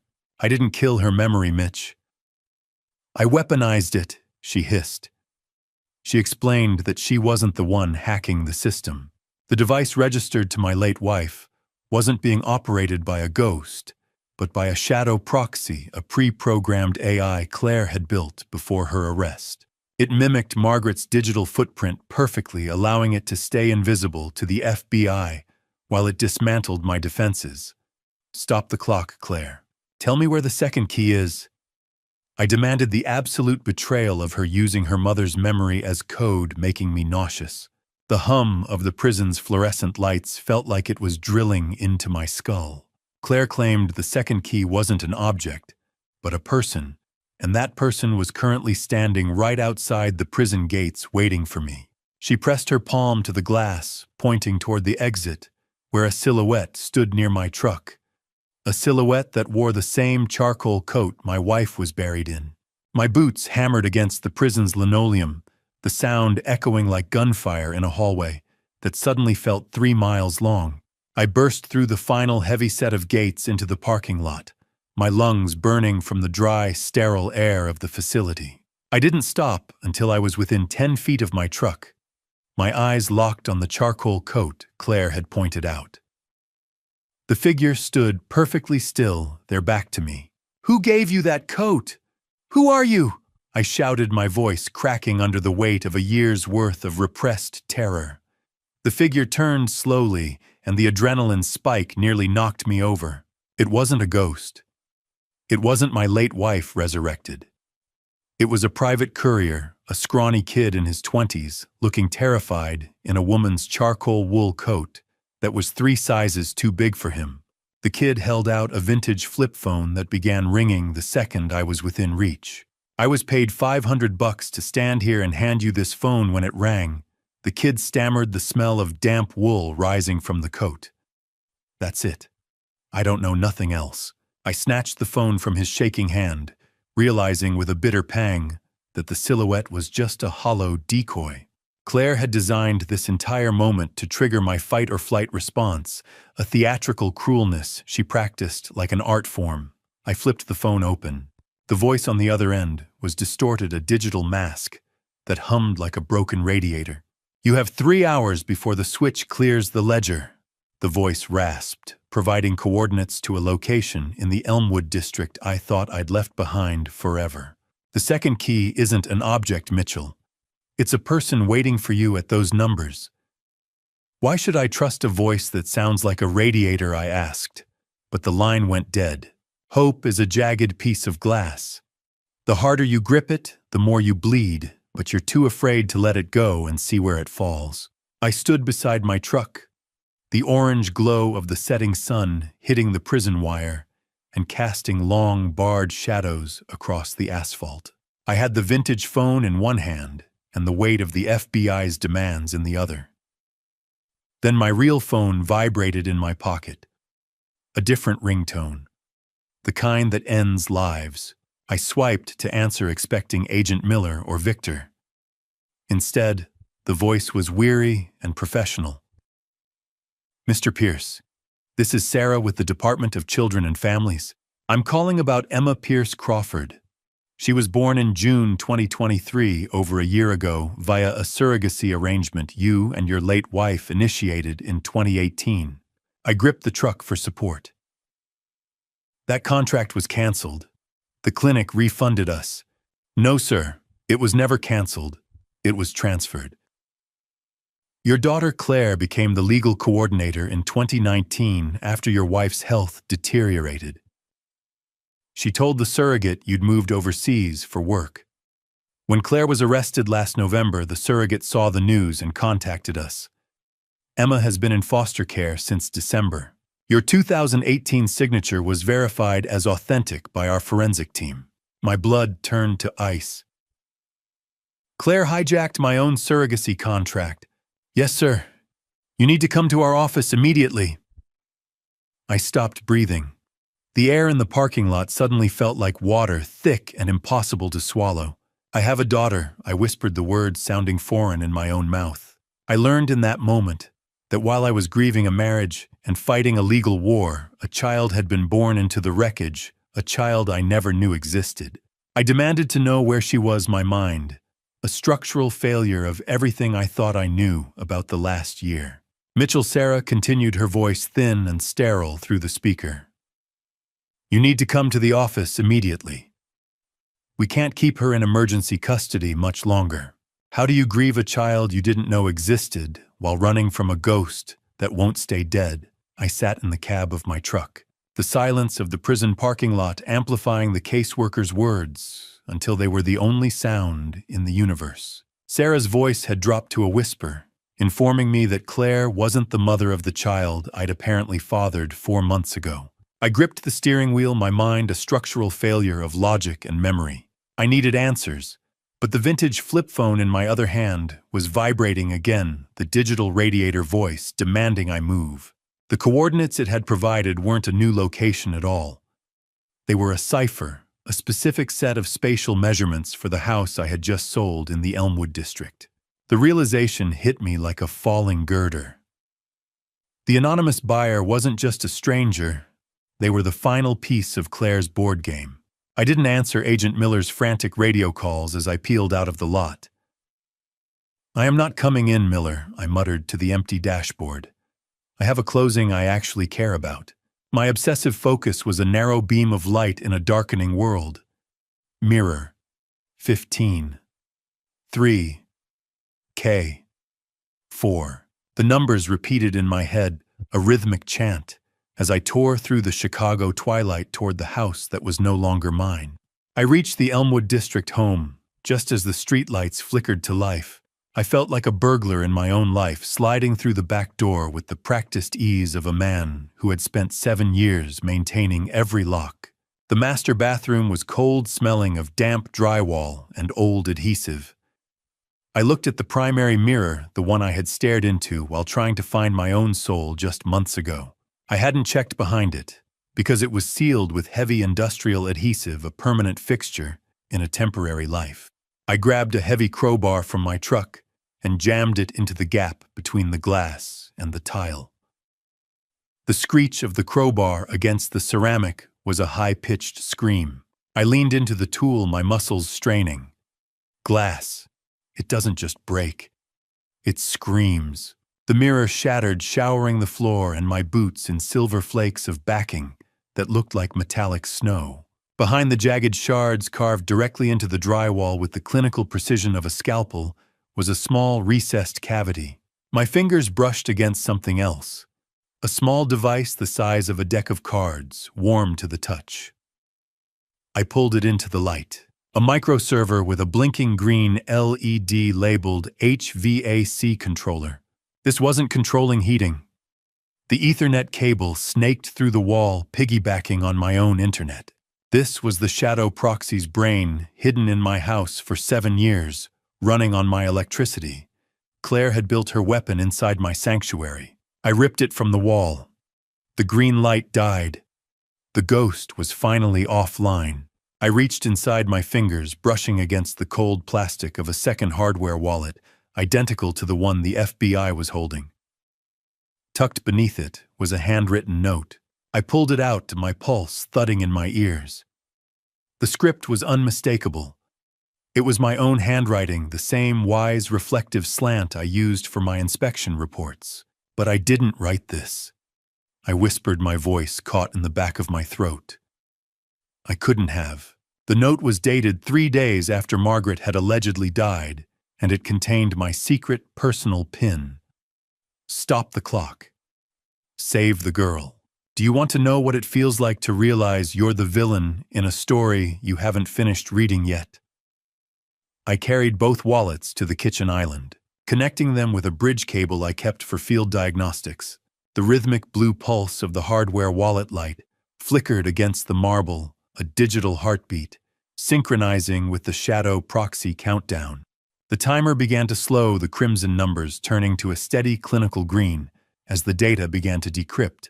I expected financial records or offshore accounts, but the file names that populated the screen made the blood drain from my face. They weren't ledgers.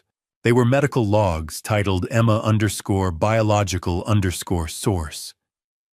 Come on, you digital bastard. Open up, I hissed, my fingers flying over the keys. The final block of data decrypted with a soft chime. A photo flickered onto the screen, a hospital room with a man holding a baby. My face. But the metadata revealed the truth AI generated in 2023. Claire had edited my face onto the surrogate's partner's body, likely to convince the surrogate I was involved. Beneath the fake photo was the real document, my 2018 surrogacy contract, with Margaret notarized and sealed. My signature was authentic. I had signed this before the lies consumed everything.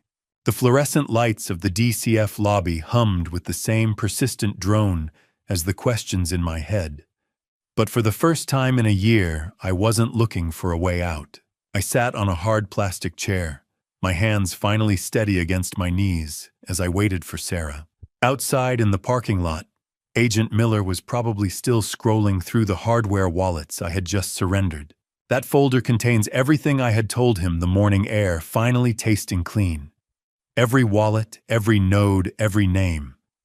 It was the ultimate leverage. I bought my freedom and a clean birth certificate for a child I barely understood in exchange for the digital map that would dismantle Claire's laundering network forever.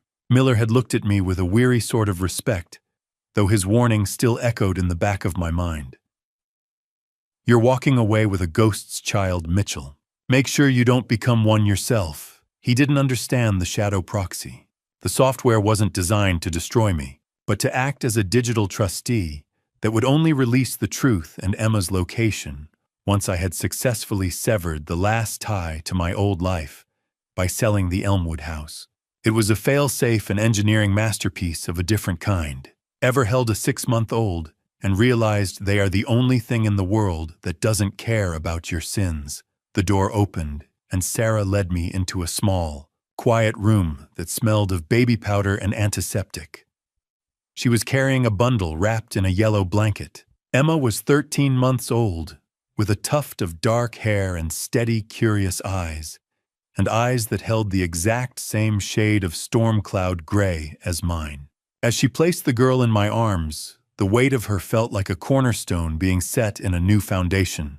Sarah handed me a copy of the 2018 contract. I did remember signing this, Margaret, and I had been hopeful, planning for a future after Ethan left home. But within weeks, her kidney symptoms began. Clinic appointments stopped. I'd assumed the contract was voided. Now I understood the shadow proxy had been erasing fertility clinic emails for 5 years.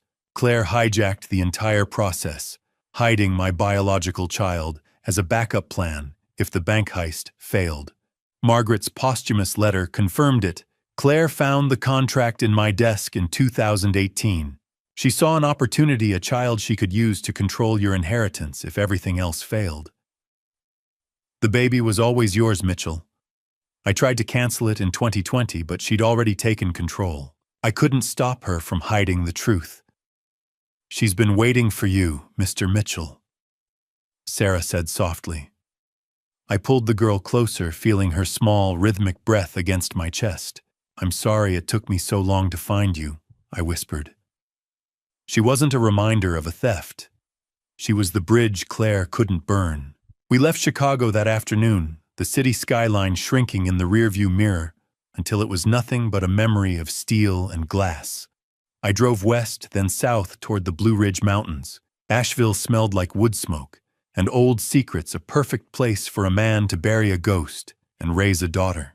The gravel crunched under my truck tires as I pulled up to a secluded cabin I had purchased through a blind trust months ago, another move the shadow proxy had facilitated.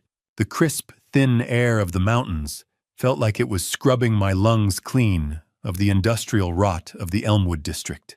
I unloaded our few belongings under a canopy of autumn leaves, the oranges and reds of the trees reflecting the sunset. Emma slept through the transition, a warm, heavy weight against my shoulder as I carried her over the threshold. Just you and me now, kid, I said to the empty pine-scented rooms. I walked into the small kitchen and set her carrier down on the counter. Beside a stack of new blueprints sat a single envelope addressed to me. The handwriting was unmistakable. It belonged to my late wife, Margaret, the real Margaret, before the illness and the lies. It was a final piece of the foundation proving she knew about the surrogacy and endorsed it before the world went dark. I opened the envelope with trembling fingers, but before I could read the first line, the vintage flip phone from the courier, the one I thought I'd thrown away in a rest stop bin 300 miles back, buzzed once in my pocket. The vibration felt like a jolt of electricity. I reached down and pulled it out, the screen glowing in the mountain silence. The plastic of the flip phone felt warm against my palm, a living relic of a year I thought I'd buried in the red clay of Elmwood. I stood in the absolute silence of the Asheville cabin, watching the moon rise over the jagged Blue Ridge horizon. I flipped the phone open, my thumb grazing the worn buttons as I brought it to my ear. I expected Claire's cold, calculated voice, but what I heard instead was "Guard Derek." Derek's voice was a gravelly mess of panic and unearned confidence, the sound of a man who had stepped into a game way over his head. Claire thought she bought me Mitchell. He hissed, the static of the connection crackling with the distance. But she didn't realize I knew about the hardware wallet. I realized then that the voice on the phone wasn't a ghost or a mastermind, but the very man who had helped the shadow proxy operate from within the prison walls. He had turned on her, his greed outweighing any loyalty she'd bought with siphoned crypto. He was demanding the codes I had just handed over to the FB. I convinced he could intercept the fortune for himself. "She's not with you, Derek," I said, my voice steady with a finality that made him hesitate. "She's exactly where she belongs." I listened as Derek's panic escalated, describing the chaos currently unfolding at the correctional facility. Claire had attempted a physical escape through a maintenance tunnel, using the shadow proxy as a digital smokescreen. Greed is a louder engine than love. Derek proved that with every word, but the plan had been a structural failure from the start. By handing the hardware keys to Agent Miller earlier that morning, I hadn't just secured my freedom. I had inadvertently triggered a high-level security lockdown that sealed the tunnel before she could reach the perimeter. "You sold her out, didn't you?" Derek snarled. "You gave the feds the map." I watched the orange embers in the fireplace pop and hiss. "I didn't sell her out," I replied. I just finally closed the door. The line went dead with the sudden sharp wail of sirens on his end, leaving me alone with the mountain wind and the distant hoot of an owl. I set the flip phone on the mantel and picked up the envelope I'd been holding. The stationery was old, the texture smooth and familiar. It wasn't a message from Claire. It was a delayed legal delivery from my first wife, Margaret. I read her words by the light of the fire, the truth finally surfacing from beneath 7 years of silt. She explained that she had seen the rot in Claire early on, long before the accident. Margaret's letter explained she had commissioned the original shadow proxy years ago, a digital trustee designed to protect Emma's custody documents. But Claire discovered the code, reverse-engineered it, and weaponized it. The AI that attacked me was a corrupted version of the tool Margaret built to save me. The surrogacy with Emma had been her final gift, a bridge she'd built to carry me across the river of my own grief. How many lives do we have to burn before we realize we're the ones holding the match? I felt a cathartic peace settle into my bones, a structural integrity I hadn't felt since I was a young man inspecting my first span of steel. "Live for the both of us, Mitchell." The letter concluded in her elegant hand. "The girl is yours. She always was." I walked over to the next room and watched the steady, quiet breathing of my daughter for a long minute. She was the only reality that mattered now. I returned to the hearth, picked up the vintage flip phone and tossed it into the glowing embers. I watched the screen melt and the plastic curl, the last ghost of the Elmwood district, flickering out in a small blue flame. I tossed the phone into the embers and watched the screen melt, the last ghost of the Elmwood district, flickering out until all that remained was the steady, quiet breathing of my daughter in the next room. Time used to be a countdown. I couldn't stop, but today it was just the rhythm of a toddler's laughter echoing against the cedar walls of our cabin. I stood on the porch, the smell of fresh pine and the faint, sweet scent of birthday candles lingering in the spring air. 15 months had passed since I gained custody, and the world felt fundamentally different. Emma was approaching her second birthday. I wasn't just hiding in the mountains. I had become something new. I was now the preeminent consultant for the FBI, spending my days tracking the very laundering systems and shadow proxies that had nearly erased me. Turning my trauma into my greatest asset was the only way to ensure the structural integrity of my future.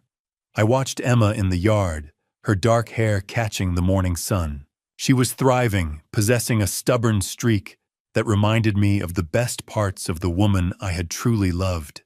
2 years, Emma, I said, leaning against the porch railing.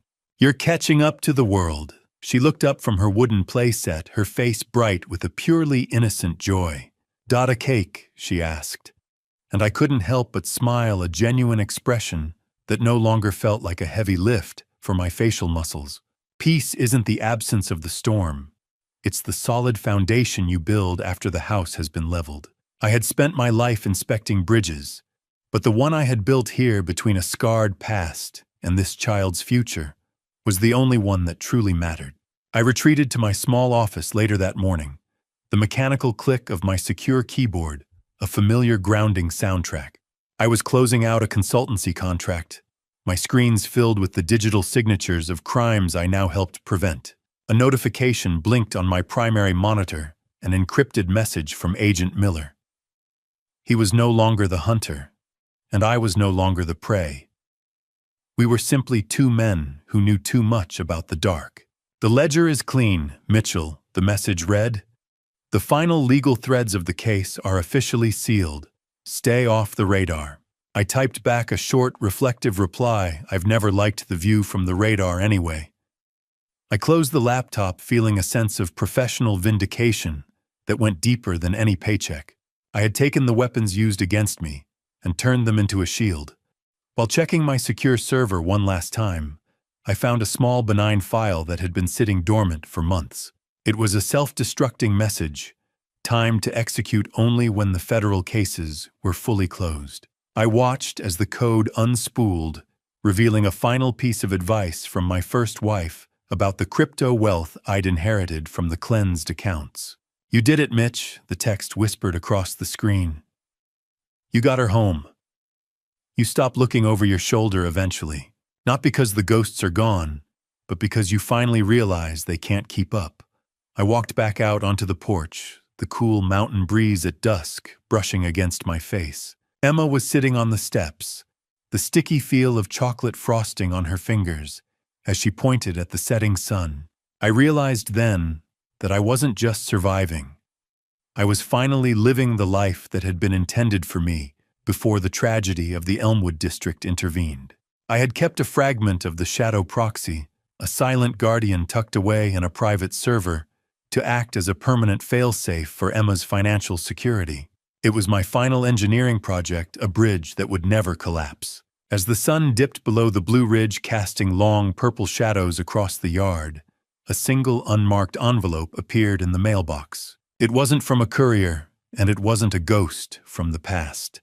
I walked down the gravel path to retrieve it, noticing a return address I never expected to see again. When I look back at everything that happened, I realize this family story was never just about money or betrayal.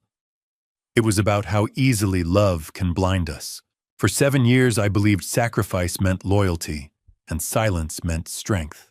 But this family story taught me something: painful devotion without awareness can turn a man into the easiest target in his own home. My so-called dad revenge was never about destroying the people who hurt me. The real dad revenge was reclaiming my life, protecting my daughter, and refusing to let bitterness define the rest of my years. If there's one lesson from this family story, it's this: never ignore the small cracks in the foundation of trust. They rarely stay small. I believe God sometimes allows storms to reveal what must be rebuilt. And through that storm, I found the one thing worth protecting: my child, and the chance to live honestly again. So if you ever face betrayal, remember this: strength isn't revenge, it's clarity. My dad revenge ended the day I chose peace over hatred and a future over the ruins of the past. That to me is the real ending of this family story. Thank you for staying with me until the end of this journey. I'd truly like to hear your thoughts. What would you have done if you discovered your own family secretly replacing you and stealing your identity? Share your perspective in the comments. If this story resonated with you, consider subscribing so you don't miss future stories. And a quick note: while this narrative draws inspiration from complex family conflicts, some elements have been dramatized for storytelling purposes. If this kind of story isn't your preference, Feel free to explore other videos that may suit you better. 빵 빼고 메뉴 바꾸기? 뒤로 10걸음? 아니 그거는 버스는? 버스 타는 거는? 나 버스 타는 거 하고 싶었는데? 왜냐면 국토는 솔직히 지겹잖아.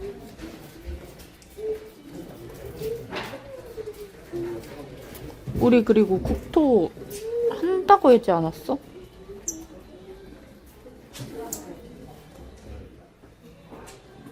이거 아까 국토나 버스라고 해가지고 나는 내가 어떻게 알아.